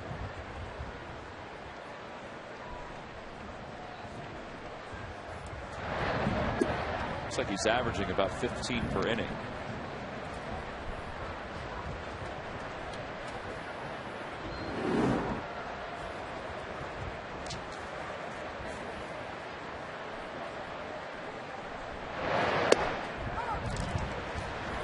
How hard do you think, Sarge, it is for him to control the changeup with the wind the way it is? I mean, is it difficult? Not difficult? I would think that it would be somewhat difficult. I know the pitchers had problems in Candlestick Park with that wind. I mean, he's right around the strike zone with the curve right there. And then sometimes they say that it helps. You know, I know that Phil Negro with that knuckleball, it didn't help it as much. It used to straighten out quite a bit with that wind. I thought it would move more with the wind, but I guess it does. It straightens it out. Exactly. See the wind whipping on the pants of Dale Scott in the shirt.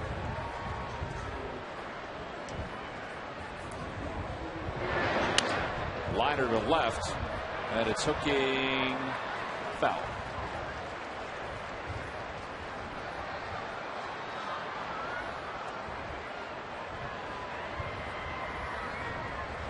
And it remains 2-2 to Gabby Sanchez. Last 3 starts for Cole. 8 innings at San Diego, 7 against Milwaukee, and here 5 1/3, all scoreless. And the hit category is all in the same neighborhood. He's been on top of this game, to say the least. Good pitch on the hands. Valdez. No contest with his arm and Sanchez's speed. 2 outs.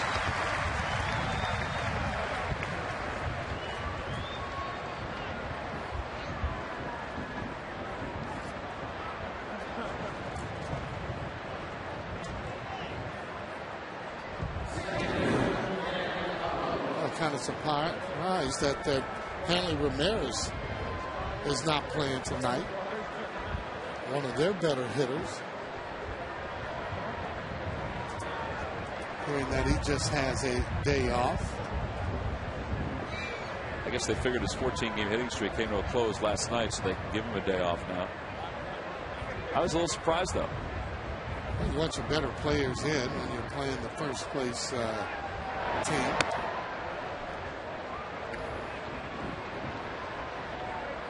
It's all right with Cole because it just leaves out another hitter that potentially can do some damage on you.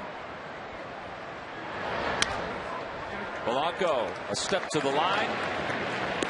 And a 1-2-3 sixth inning for Hamels. Hamels is at 88 pitches through 6 innings so far. He's retired 7 in a row. So while the offense is rolling, so is Cole Hamels.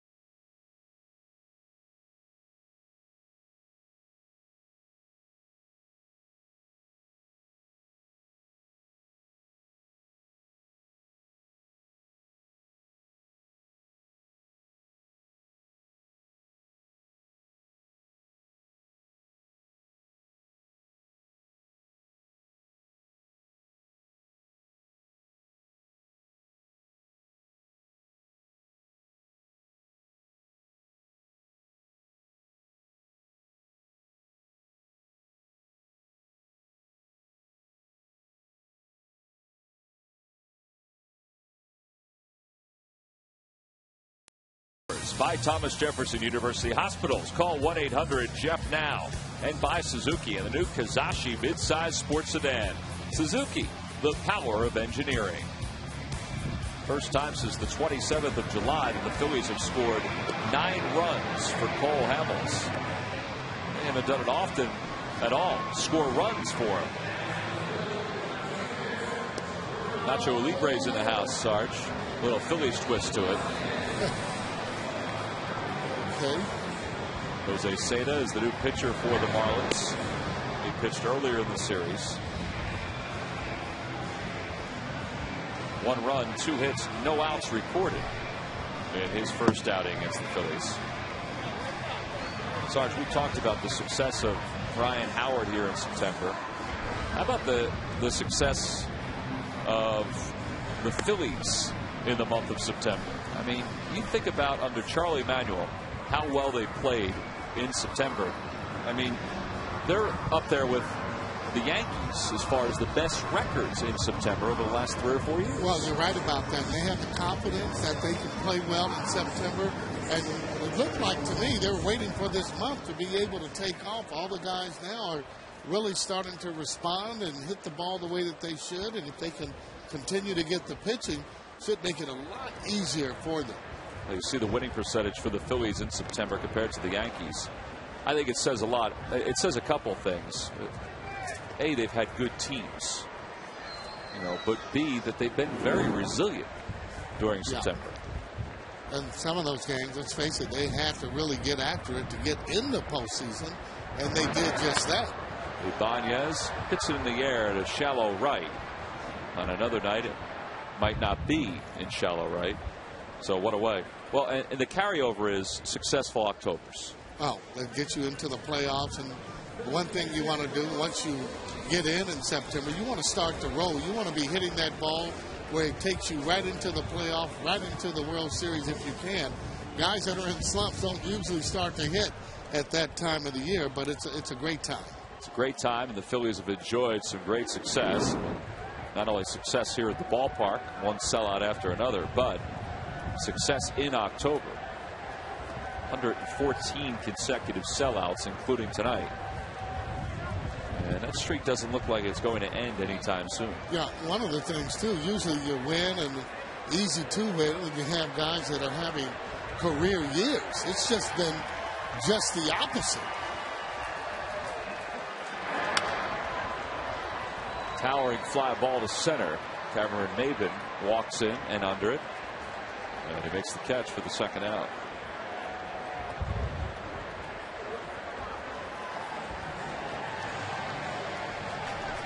So Seda retires the first two batters here in the sixth. They didn't do that in his outing the other day.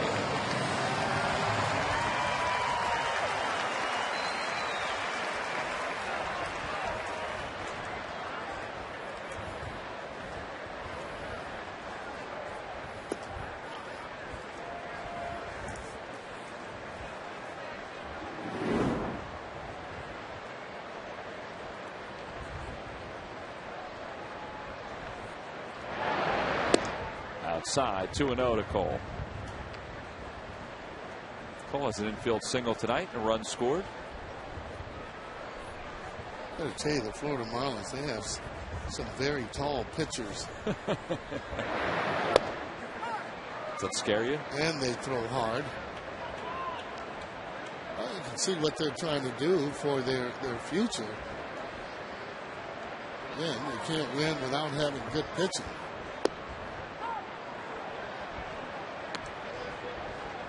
Well, you're right. Josh Johnson, Chris Volstad, Andrew Miller. I mean, the list goes on and on. These guys are well over 6'5". And plus this guy and the guy before, Chris LaRue.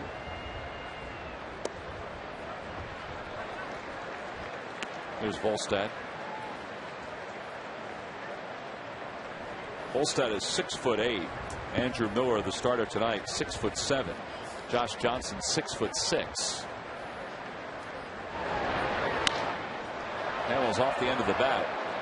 Shoots that one to left. Logan Morrison makes the catch, and the side is retired. So Seda has a better second game than his first. Phillies go down in order, and we go to the seventh.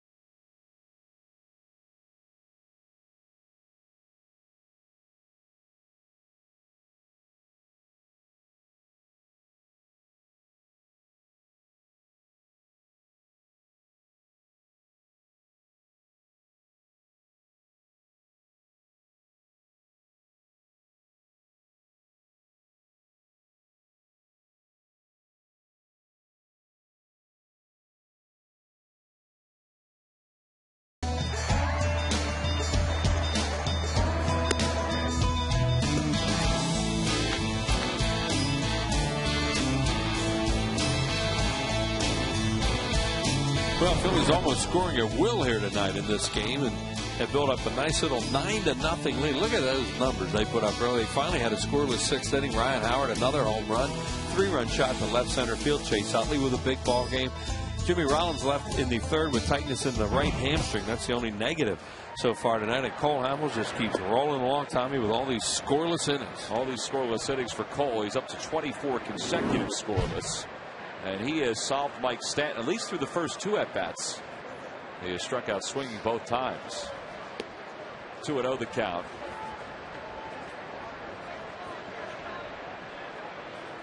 9-0 in Pittsburgh, 9-0 here. Well, they've been neck and neck all year. Why not? Hit hard right past Polanco and down the left field line. That'll be an extra base hit for Mike Stanton. So he's aboard with a leadoff double. And it's the first time tonight that Cole Hamels is allowed the leadoff batter to get aboard. Well, these lucky fans are tonight's Citizens 7. They will each receive a prize pack courtesy of Citizens Bank. Citizens Bank with the most 7-day branches in the Philadelphia area. To find a branch near you, visit citizensbank.com.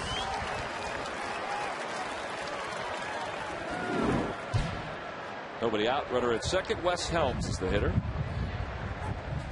Helms has singled and walked tonight.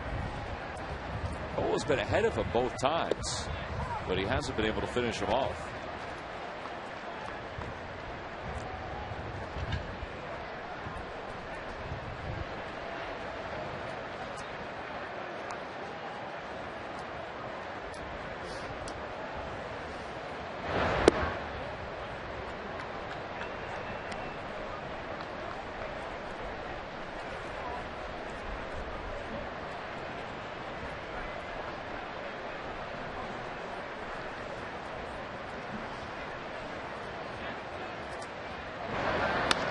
Off the end of the bat, Polanco to a knee. Looks Stanton back. Throws across the diamond for the first out. Well, look at these two teams. Since the 31st, when the Braves took over first place, they swept the Phillies down there in Atlanta and went past them. That's amazing. Look at the home records, too. You know, you think about the Braves just tearing it up at home. Well, the Phillies 33-18, the Braves 33-13. Road records, Phillies better. Look at the runs. And the Braves a little better earned run average. Phillies are a little better on the road with 19 wins and 21 losses. It's amazing numbers how close they are.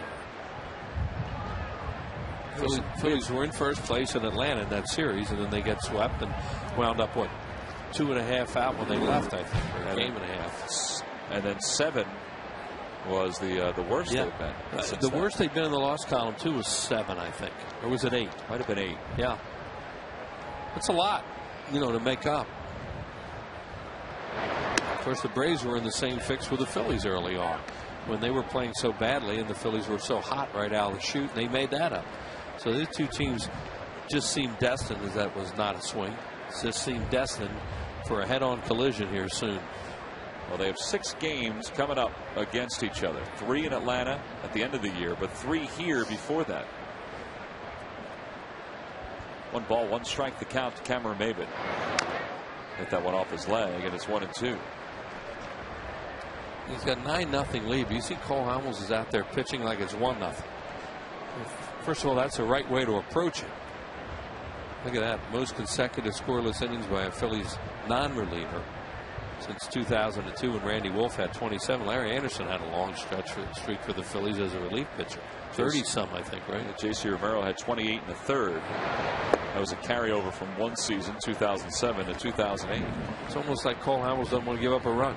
So he's pitching right now. He's not just out there throwing fastballs to try and say, all right, hit it, and hit it at somebody.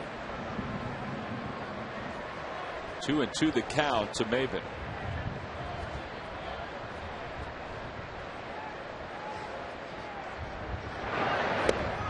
Good changeup, and he's down on strikes for the second out. That's what I mean, how he's pitching. He's using everything. Cutters, changeups, using his fastball, and he's trying to get him out right now, not let him score. This is a great changeup, as you said.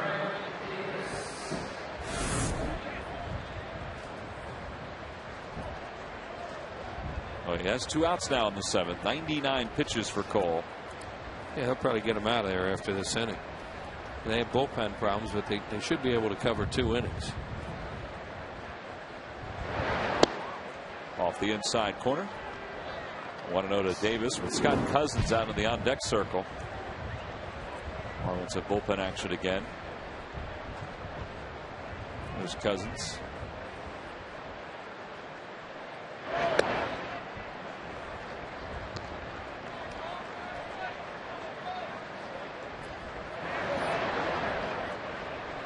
Bente is the right-hander up and throwing.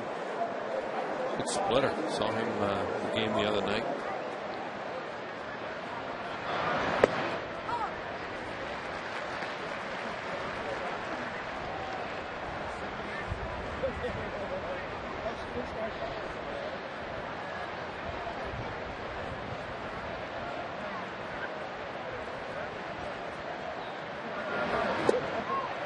And 2-2. Another changeup from Cole, and it evens up the count. How about in his last 11 starts for tonight, the Phillies had scored just 19 runs. Yeah. They scored 9 in the first 5 innings here. They get the forfeit score up there. 2-2 the count to Davis. And he hits it foul. On the out-of-town minor league scoreboard, the Lakewood Blue Claws in the South Atlantic League playoffs, the best of 3 against Hickory. They're shutting them out 7-0 in the bottom of the 7th. Jonathan Singleton is a real good talent. A solo home run. Schoenberger's home run was a 3-run shot. Alan Schoenberger. The way it works is now they'll go back to Lakewood. They use buses? They use buses. Man, that's a long ride, huh? Hickory, North Carolina to Lakewood, New Jersey. One game and go back for one? And then do they go back to... No, Lakewood. I think Lakewood has the home field advantage. Oh, okay. So at least play 2. And a foul tip into the glove of Ruiz. 5th strikeout for Hamels. And the side is retired here in the 7th. They come to their feet to salute Cole Hamels here at Citizens Bank Park. He's through 7, and the Phils lead it 9-0.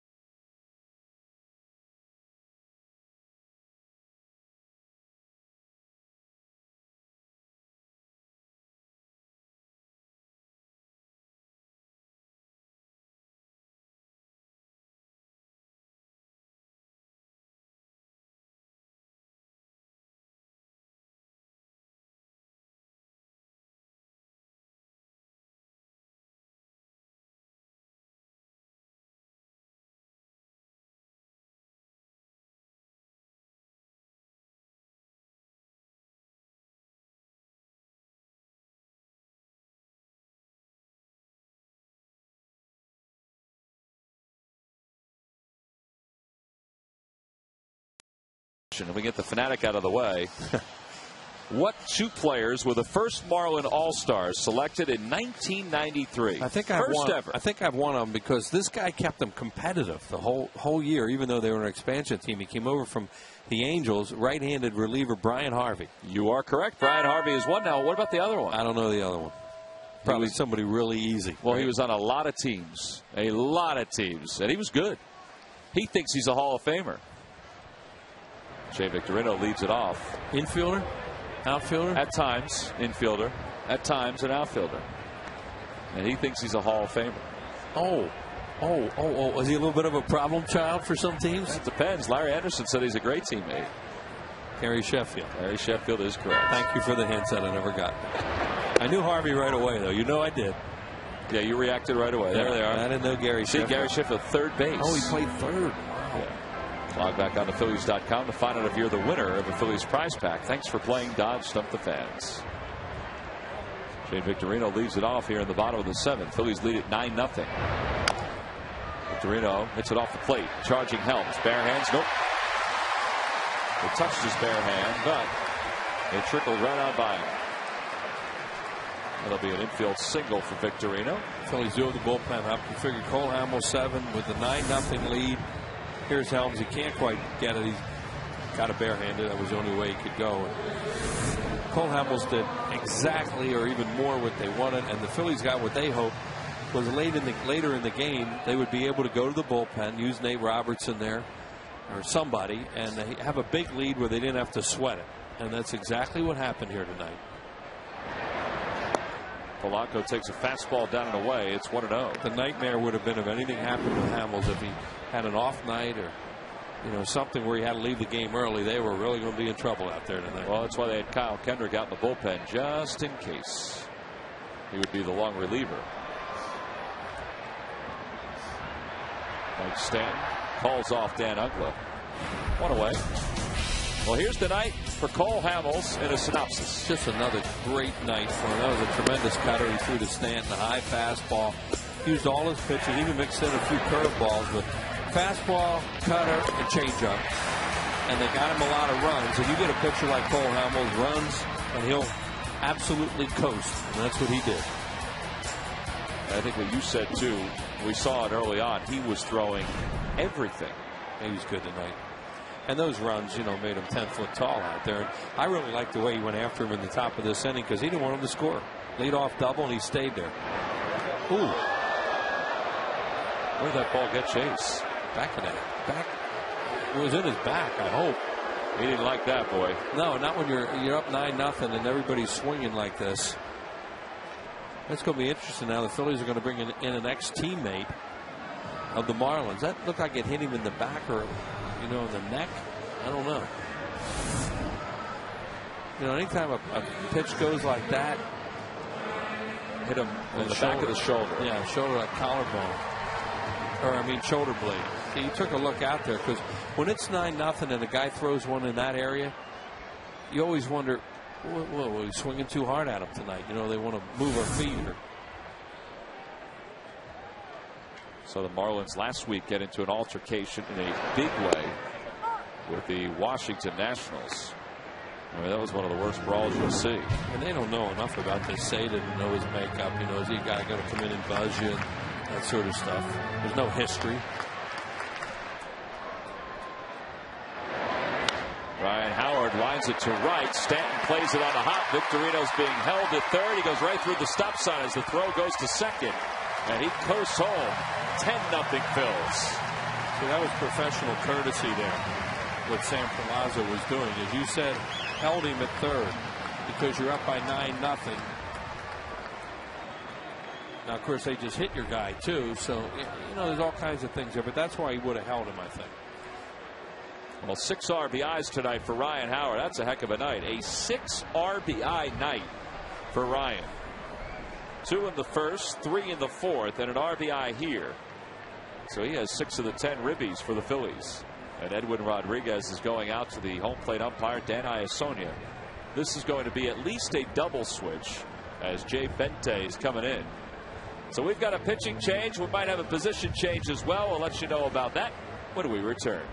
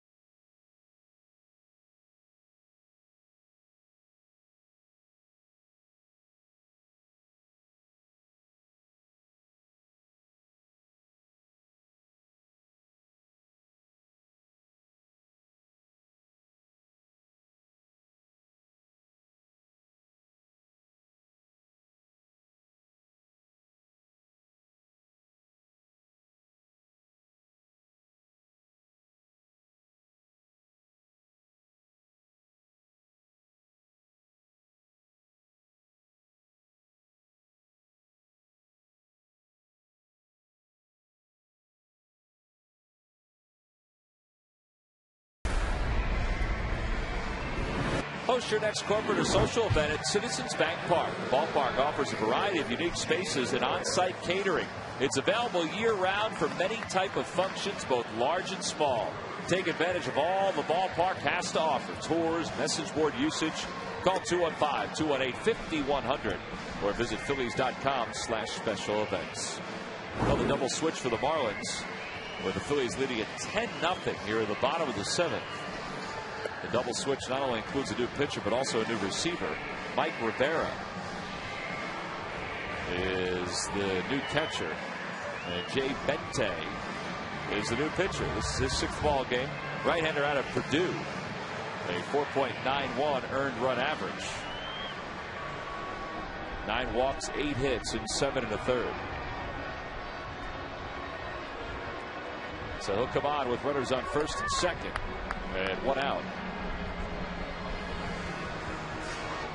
Phillies lead it 10-0. 10 runs on 15 hits. Now that is more like it. You got that thing where you're going, save a few of them. Yeah. In this case, no.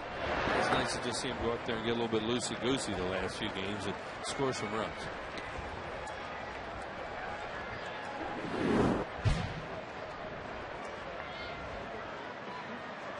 This is the 15th time this year that they've scored 10 runs or more. Doesn't seem like the 15th time. No, because there have been such prodigious droughts this year. Last 3 games, see, they really picked it up. Look at that. Last 3 games, 25 runs, 38 hits for the Phillies. Worth on the hands, a looper to right. That's going to be a tough play. Uggles out, Stanton's in, he slides, he can't get it, he kicks it away, and the bases are loaded. And Jason has his first hit of the night. Well, it's one of those nights when the party is on, you don't want to be out of it. You want to be a part of it. You know, he doesn't have a goose egg in the box score. Stanton getting beat up a little bit out there tonight. He's limping going back to his position. In that tough play against the wall earlier, watch right there. He might have twisted his knee a little bit or his ankle. See right there, and he was limping going out back to his position.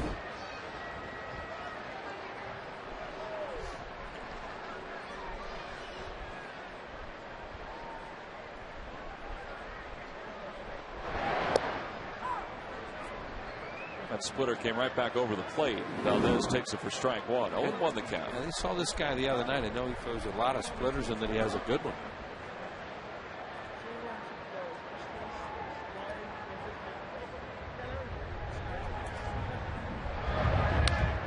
Down the right field line, it'll slice foul, and Valdez is behind 0-2.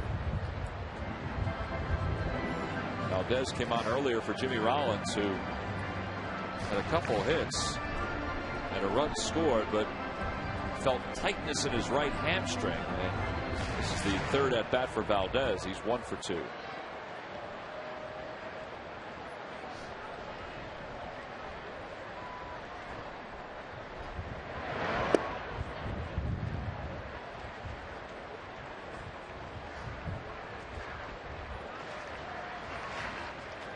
On the Toyota Major League scoreboard, the Brewers now lead the Cardinals 3-1 at the bottom of the 4th. Casey McGee, a 2-run single. Well, you like the Cardinals to get straightened out a little bit, at least for the weekend. And a swing and a miss, and Valdez is down on strikes for the 2nd out.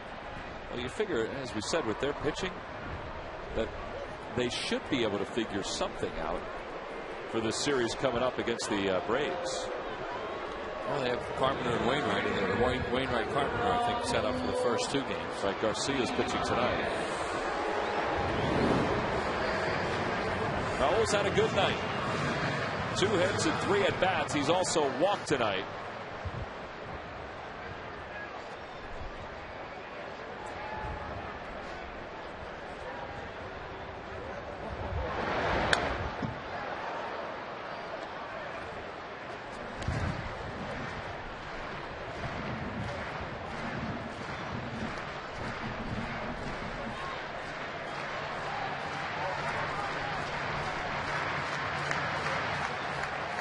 wind tonight. It's like playing a spring training game. Sarge was mentioning it felt like San Francisco. Yeah. Too warm. Well, he said that afterward. You know, we've both been there a lot of nights for those Candlestick games. He's on the field. I was in a press box. It was shaking.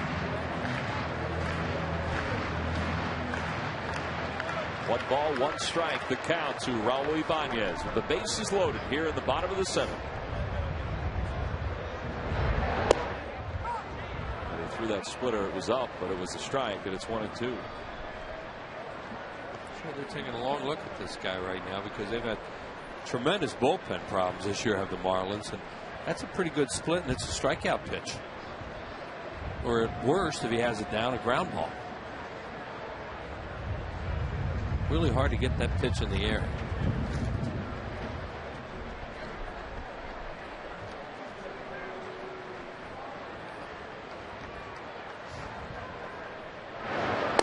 On the outside corner, called strike 3. Then Sonia punches out Ibanez, and even though the Phillies are up 10-0, Raul is not happy about it.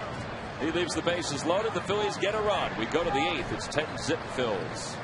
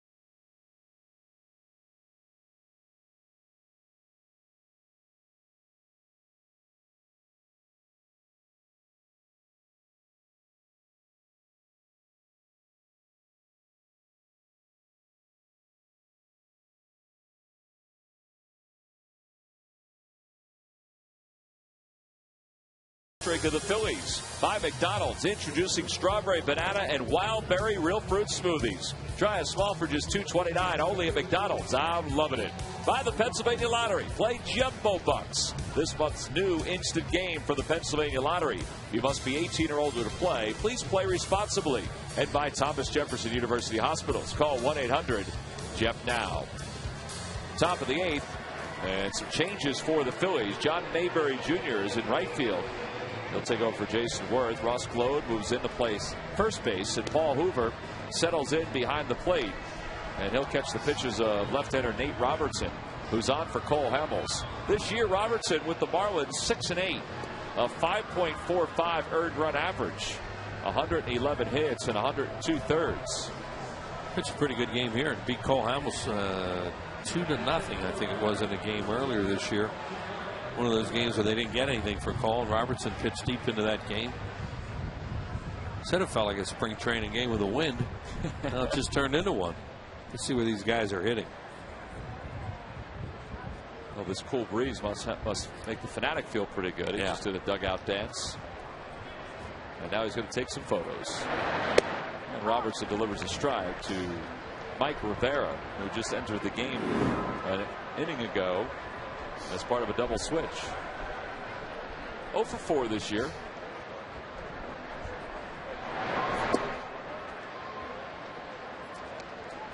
Cole Hamels 7 innings tonight, 7 scoreless, 4 hits, no runs, 1 walk, 5 strikeouts.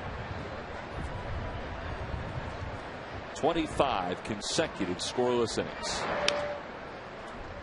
Yeah, they really didn't have that many chances against him. They had a 1-out double in the 3rd, 2 on with 2 outs in the 2nd, and a leadoff double in the 7th, and he shut them down every inning.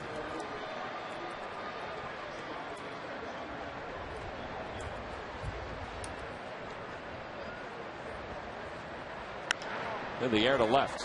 Pretty well hit. Ibanez over toward the corner. And that ball is going to hook foul.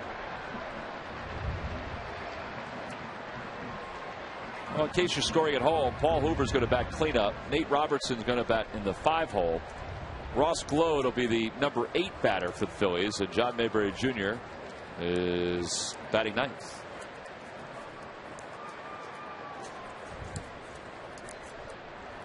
Swing and a miss. He got him.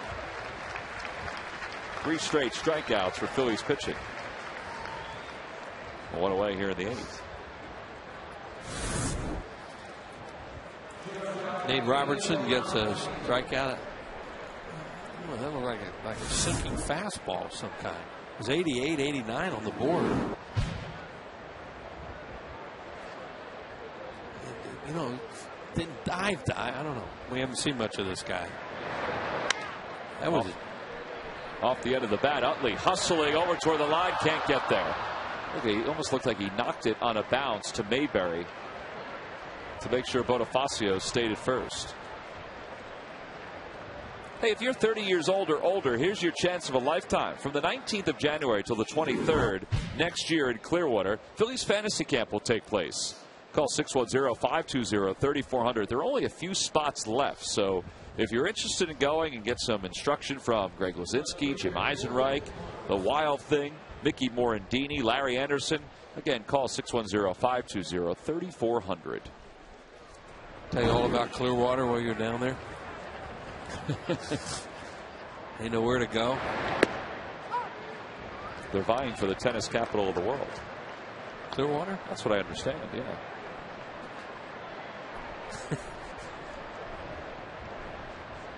Well, they get great weather for it. Great weather, beautiful beaches. Yeah. 1-1 the count to Logan Morrison. Just watching Robertson, the right-handed batter, the ball tails and goes down, and you know it's like a tailing fastball. You know, I threw a breaking ball here to Morrison.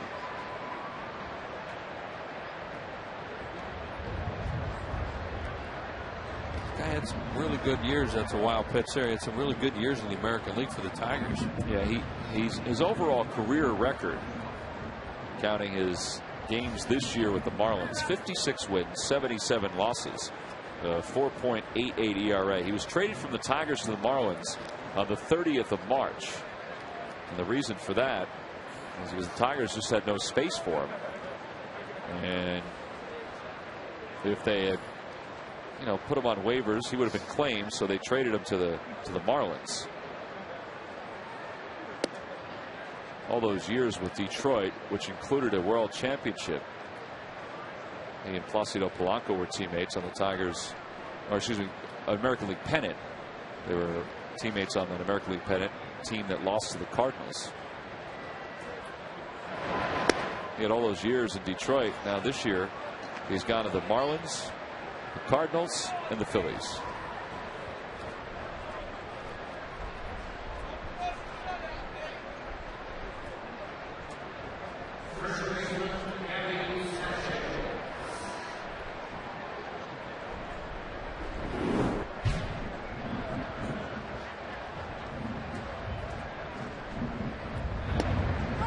Sanchez takes a sinker for a strike. It's 0-1.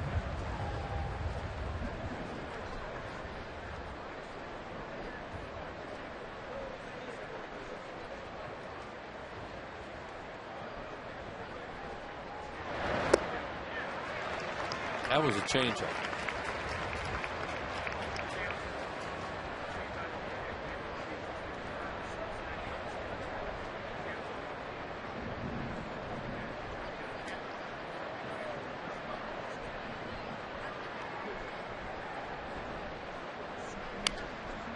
Broke his bat, and the ball spins over toward the Phillies on deck circle, so it remains no balls and 2 strikes. Well, as we hit tomorrow will be the 9th of September. You look at the races in the National League. The West is wide open. Giants are a game back. Cardinals losing tonight to the Brewers 7-1. Now, depending on what the Reds do, Cardinals could be 6 back or 7 back.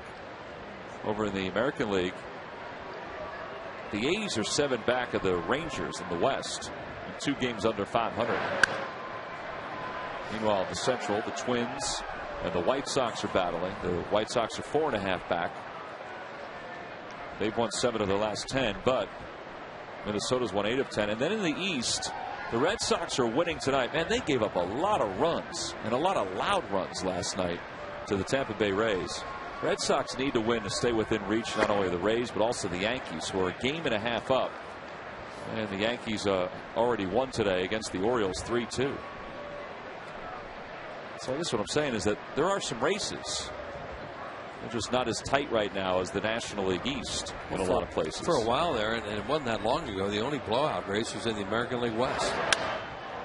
To left field. That's pretty well hit. Ibanez is going back, and that one is gone. A 3-run home run into the win for Gabby Sanchez. First runs of the night for the Marlins. It's 10-3 Phillies.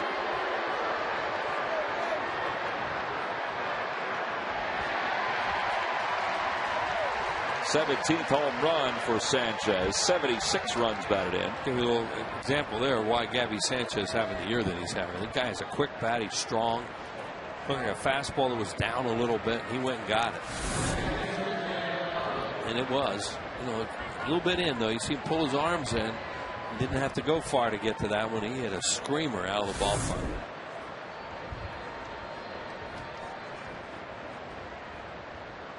So here's Uggla with the bases empty. And he waves at a changeup. 0-1. It is odd, though, to see the X's next to the names of some teams around baseball. That means they're eliminated. The Orioles, the Royals, the Indians, and the Pirates all have that X. Remember those days. Hadn't been for a while, though. Used to get that early X around here. Used to be one of the worst days of the year. Oh. Talk about making it up. Looking for silver linings the rest of the way. This is why this is so much fun to be in contention every year like this.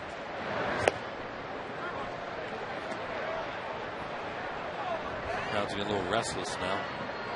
Good boy. Ryan Braun has made it a 7-1 lead over the Cardinals, his 20th home run of the season, top of the 5th. I want the Cardinals to pack it in now. Ball 4, and Uggla's aboard. Oh, I think Rich Doobie's going to go to the phone. I think somebody's going to start to loosen now for the Phillies. Yeah, they were really hoping Robinson probably get him through this inning, maybe even the 9th, because he's stretched out as a starter. But, he's struggling here. Throwing 22 pitches. David Herndon's going to take the jacket off. He's going to start to loosen up. Mike Zagorski rips the jacket off.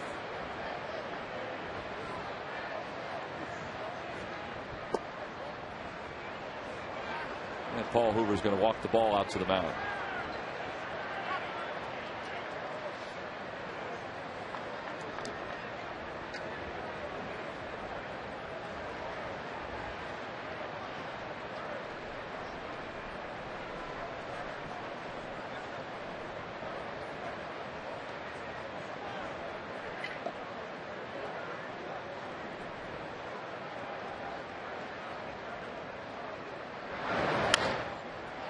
Towering pop-up.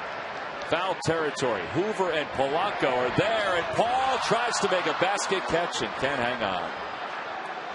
Wynn kept bringing that back towards home plate. Polanco thought he had it all the way, and it kept coming back, and then finally Hoover took a shot at it. He had it, too, and then popped out. That's why that catch before by Ruiz was such a good catch. Great play with this Wynn. See, it's blowing back. Now he sees it's on him. It looked like it hit the heel of that glove. That's a tough error, huh?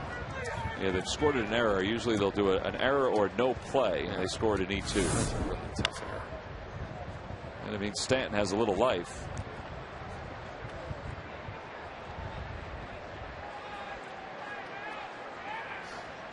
Long run for Bonnie.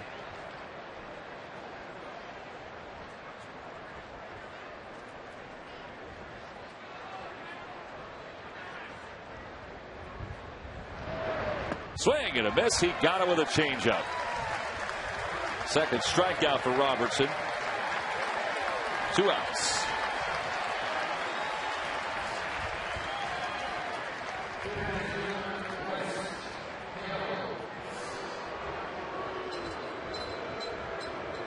And after some cheers for that strikeout, some boos for Wes Helms. Wes 1 for 2. Singled back of the second.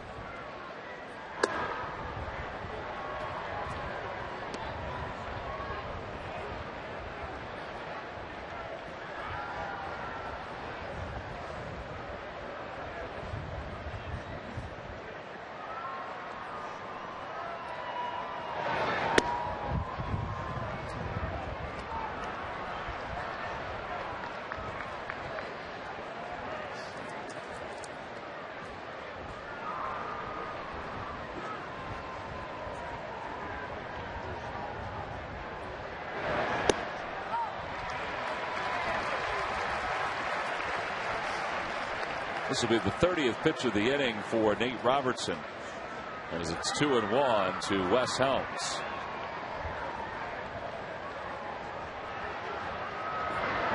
Opposite way, off the end of the bat. Utley is there, spins, throws, and glowed. Can't keep his foot on the bag. And it'll be a base hit for Wes Helms. Second hit of the night for Wes.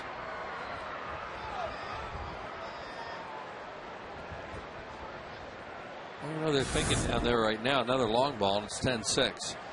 There's Chase, does a nice job.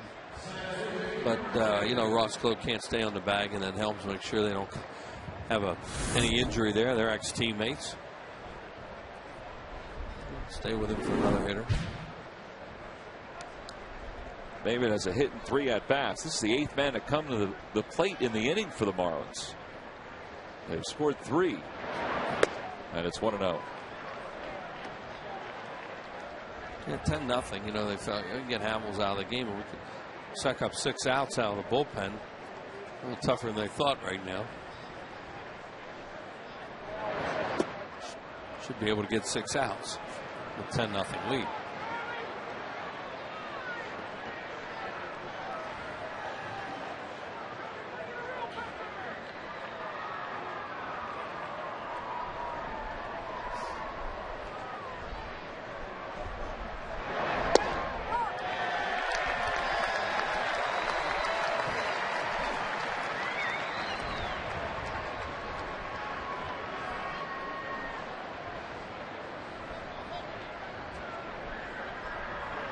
Line drive over the glove of Polanco down the left field line. Uggla's going to score. Here comes Helms. He's being waved home. The throw by Valdez to the plate on one hop. Hoover's got it, and he dropped it. It's a 10-5 game. Wow, that looked like a big mistake sending him there. Down by that much. He was going to be out, and then he throws short hop there.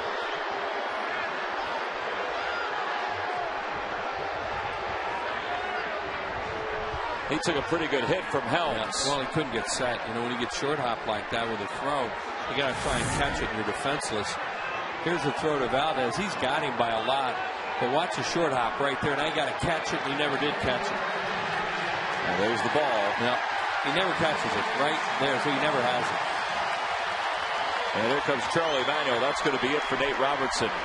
A 5-run 8th inning. This was the 5th run. It was in and it was out.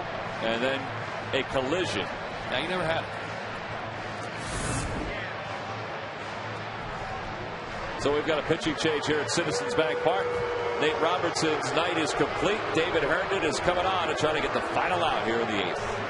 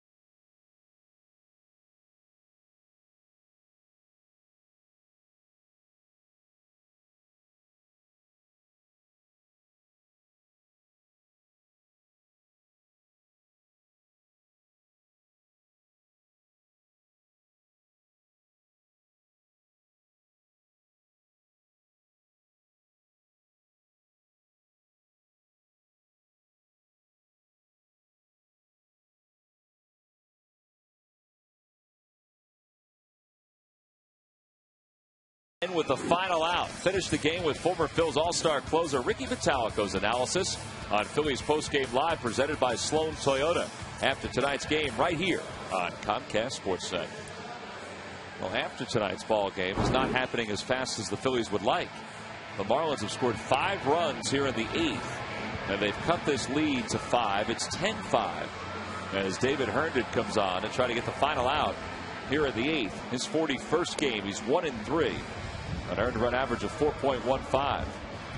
Nate Robertson is charged with 5 runs, but Cameron Maybin, who's over a third, is his responsibility. You have to remember, he didn't think it'd come into play the way it was, but they have Hanley Ramirez on the bench for 1 swing.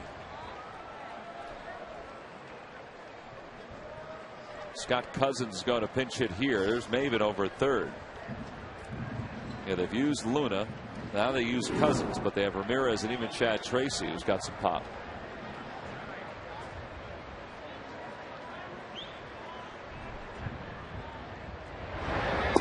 Herndon delivers a sinker for a strike. It's 0-1. Cousins is 2 for 6 in the big leagues.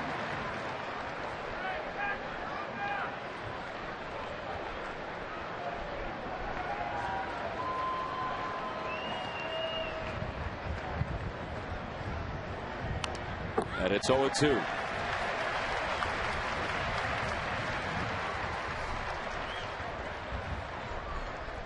So back-to-back sinkers from Herndon in similar spots.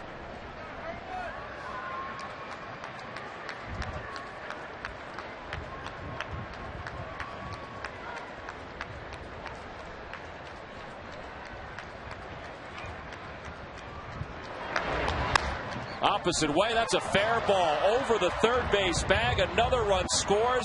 Ibanez will have to track that ball down. Cousins is flying around second, heading to third, and he stops halfway. It's a 10-6 game. A pinch hit double. And it's the second extra base hit in a row for Florida. And Rivera started the inning with a strikeout. Now he's going to get up again. Yeah. Here it is with an 0-2 pitch. Hits it right off the end of the bat, right over the bag. Fair ball. And this is getting a little bit ridiculous now.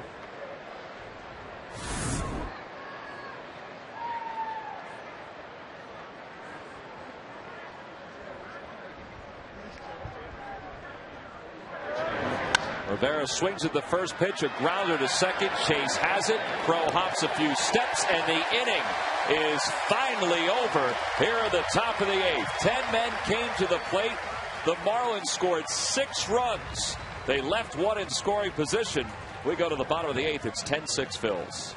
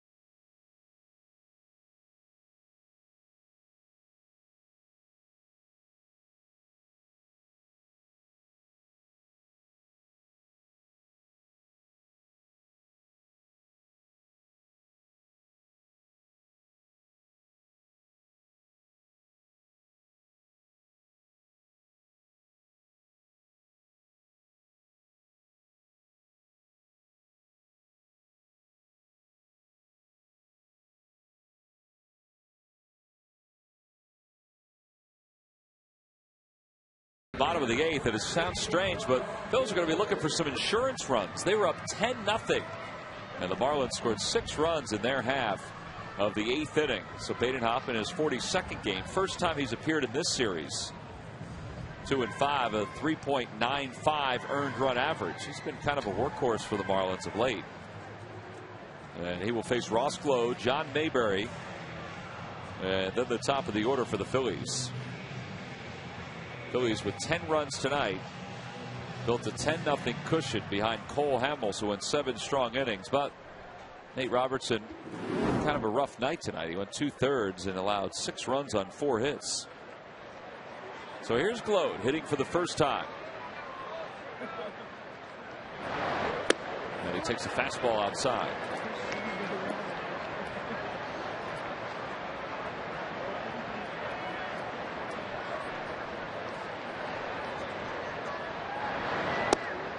To another count.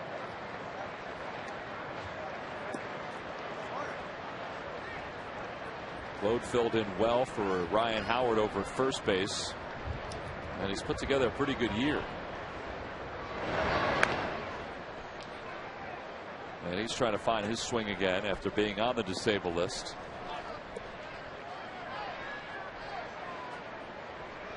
On the Toyota Major League scoreboard, the Rockies lead the Reds 5-1 at the top of the 4th. Troy Tulowitzki's worked his way into the top 10 in hitting, and now he's hit his 16th home run.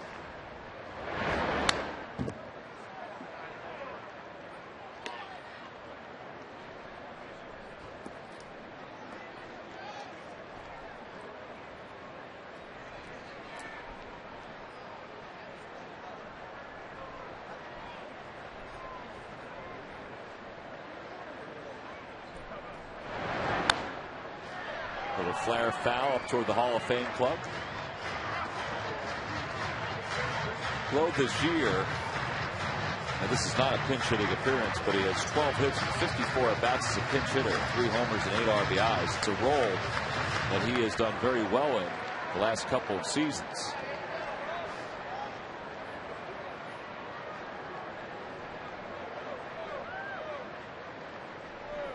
And he hits one in the air to right field. That's pretty well hit. Stanton going back, and that one is off the top of the fence. And Stanton will play it in, and Glow goes in sliding at second.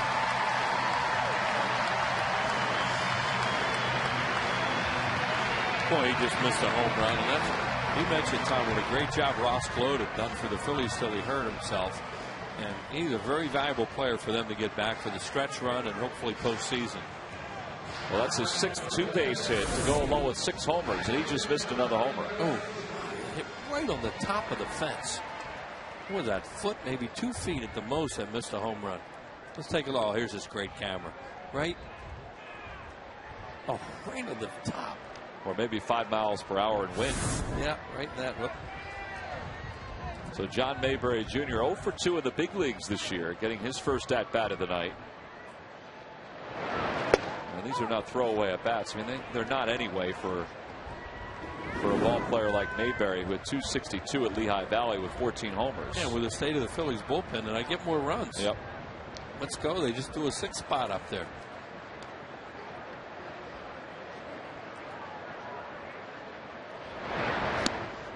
Oh, and 2 the count.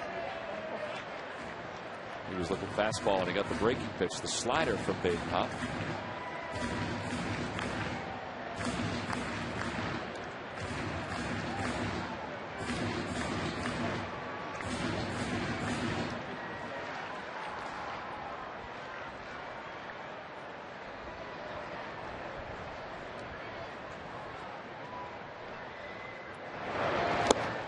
And he's down on strikes. 1 away here in the 8th.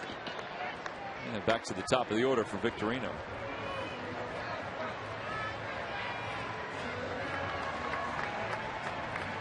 Jane has scored 3 runs tonight. A couple hits. He's reached on error. He has an RBI. He's had a very productive night.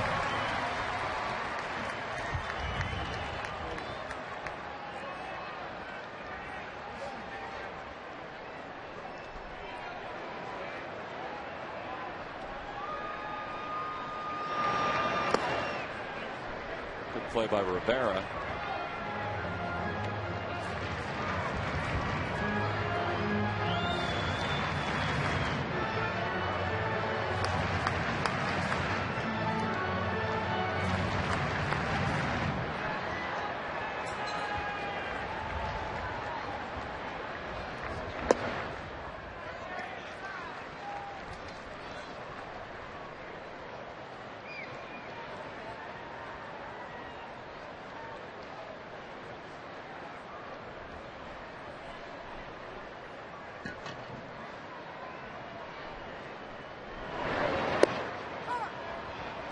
Looked like Shane was taking a strike. It's 2-1.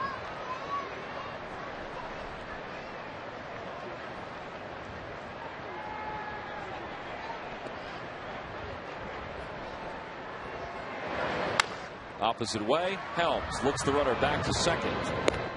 And that's the second out. So it's up to Polanco to try to bring home Ross Globe.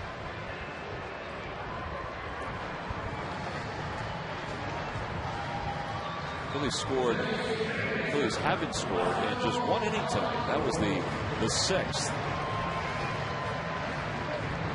Yeah, the Marlins have scored in one inning. Yeah. And that was a sixth spot in the eighth.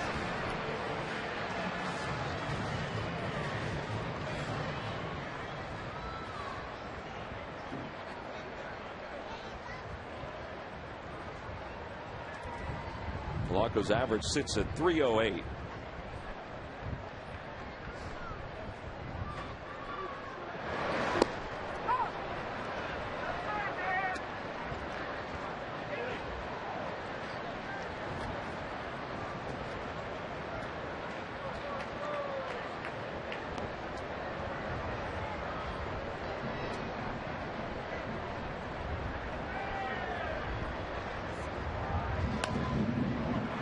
Slider hooked back over the plate.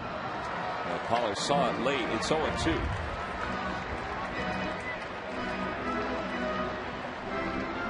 Looks like David Herndon's going to pitch the ninth for the Phils. There's nobody up and loosening right now.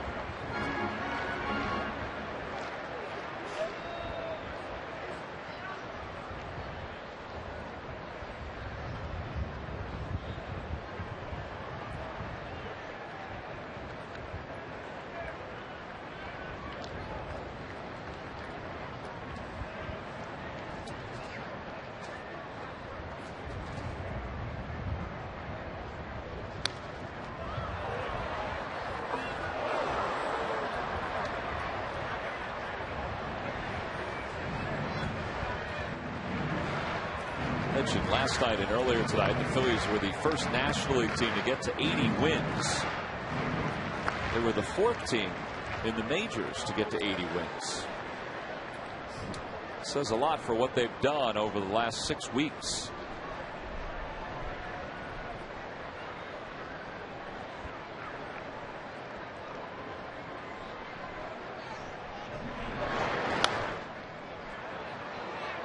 Flare foul that'll find the seats and remains 0-2. Charlie was asked the other day about how many wins he thought could win the division. He said, I'm not in the predicting business anymore. Remember a couple years ago where he predicted what it would take for the Phillies to win the division? He was right on. Yeah. Well, he sits down. He's got this, the pads he always has out. He's always figured stuff like that out. He's a doodler with numbers a lot of times. He always has stats in front of him, league stats, individual stuff. He really prepares and studies a lot of stuff. Not just about the Phillies, but about the league.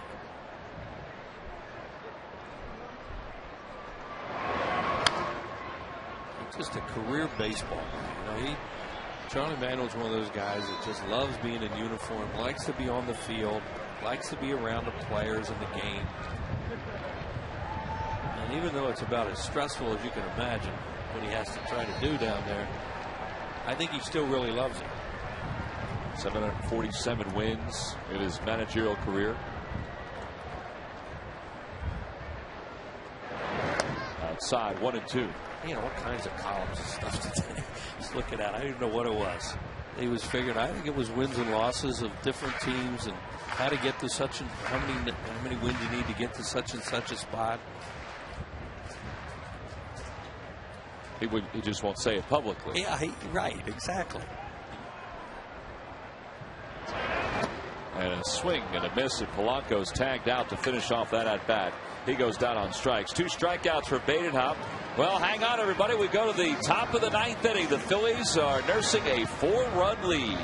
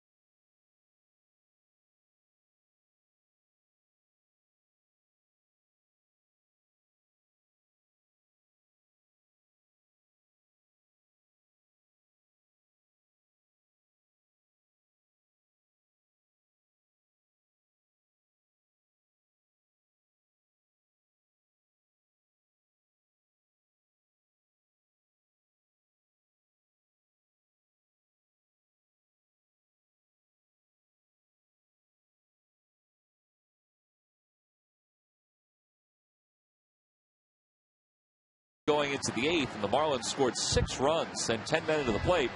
So now it's up to David Herndon to get the last 3 outs of this ball game. He got the last out in the 8th. He allowed one inherited runner to score. Well, congratulations to Tag Bozide, who is the Eastern League batting champion. We mentioned last night that he was the Phillies Player of the Month. Well, he also finished hitting .315 with 27 home runs and 92 runs batted in. That's really impressive. A 17-game hitting streak at one point. So congratulations to Tag for putting up a heck of a year in Reading.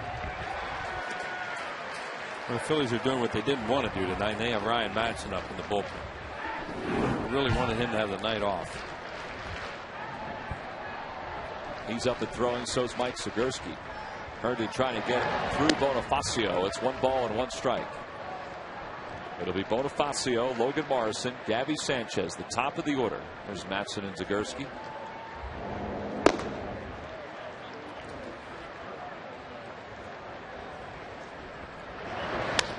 Right side. Chase charges. He has it. Throws in time by a step and a half to get Bonifacio one away.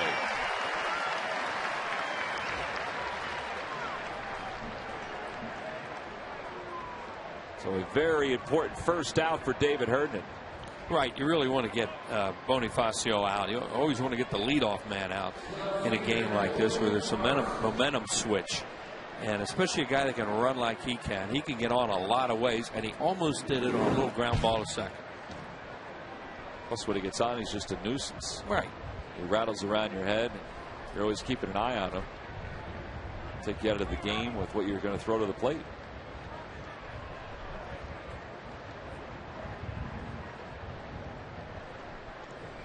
Morrison's been on base twice tonight. His sinker fades outside. 1-0.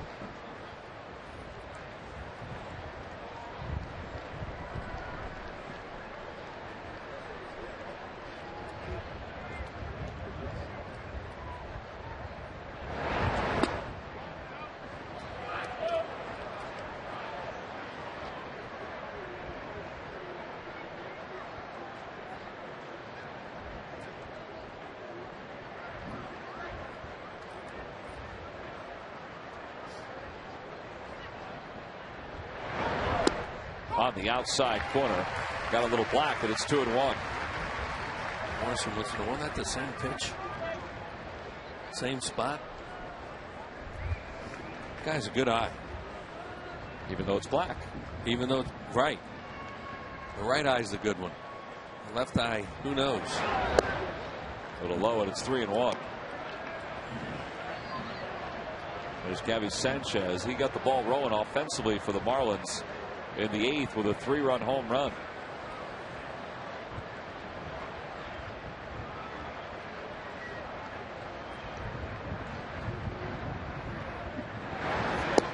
And ball 4. Morrison walks for the 2nd time. Guys walked 8 times against the Phillies this year. Here comes Charlie Manuel. That's going to be it for David Herndon. So does it go to Ryan Madson here? Looks like he just did.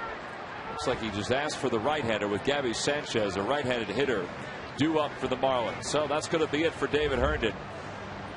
And Charlie's going to take the baseball from his young right-hander, and he's going to go to his veteran right-hander who's been so good out of the pen since coming back off the disabled list. We've got another pitching change here in Philadelphia. We didn't think we would see Ryan Madson, but here he comes.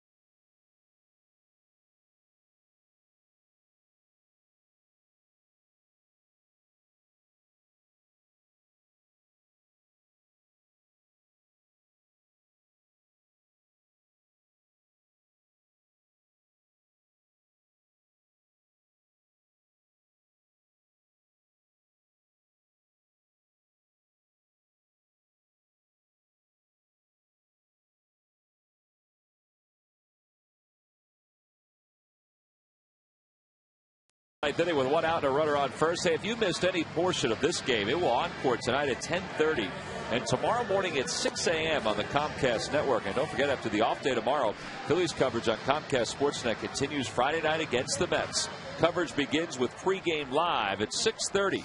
That's right here on Comcast Sportsnet.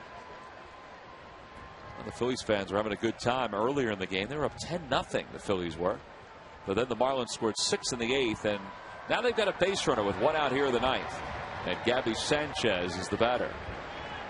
Sanchez hit a 3-run home run his last time up. Ryan Matson is in the game for the Phillies. Up 10-0. You never thought you would see Ryan Matson in the 9th. No. And they didn't want to use it. And this is not a save situation either. This is a save the game and get out of here. 44th game for Ryan, a 2.74 ERA. And that one just missed, and it's 2 balls and no strikes.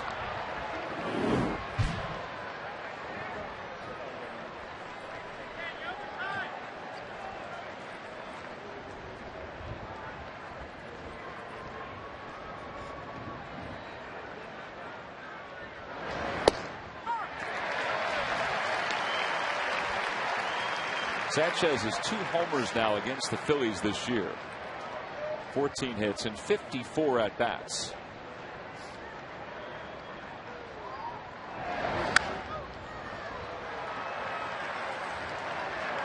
Some folks were wondering next year when Chris Coghlan comes back if he doesn't adjust to playing third base.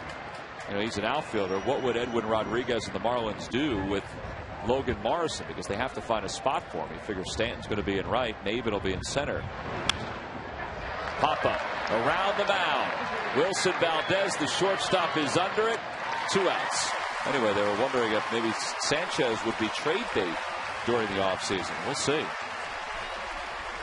A reminder, Thursday night, relive the magic of Roy Halladay's perfect game with an encore presentation against the Marlins with a special commentary by former Phillies pitcher Ricky Vitalico and Darren Dalton.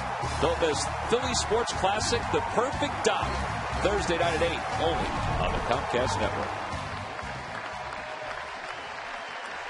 And there's Roy Halladay. He'll start on Friday night, and you'll see him again on Thursday. Matson 1 out away from finishing off 24-23 with 15 wins. Dan Uggla's the batter. And a swing and a miss. It's 0-1. This did not have the tempo or the feel of a close game 2 innings ago, but it has that feel right now. More than 44,000 on their feet.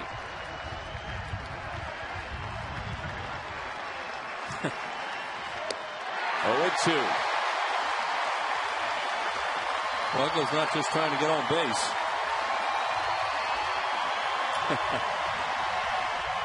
He's had to go away from the manual tonight. Yeah, he was playing short-handed tonight and trying to get 1 more strike. No balls, 2 strikes, the count to Uggla. Swing and a miss.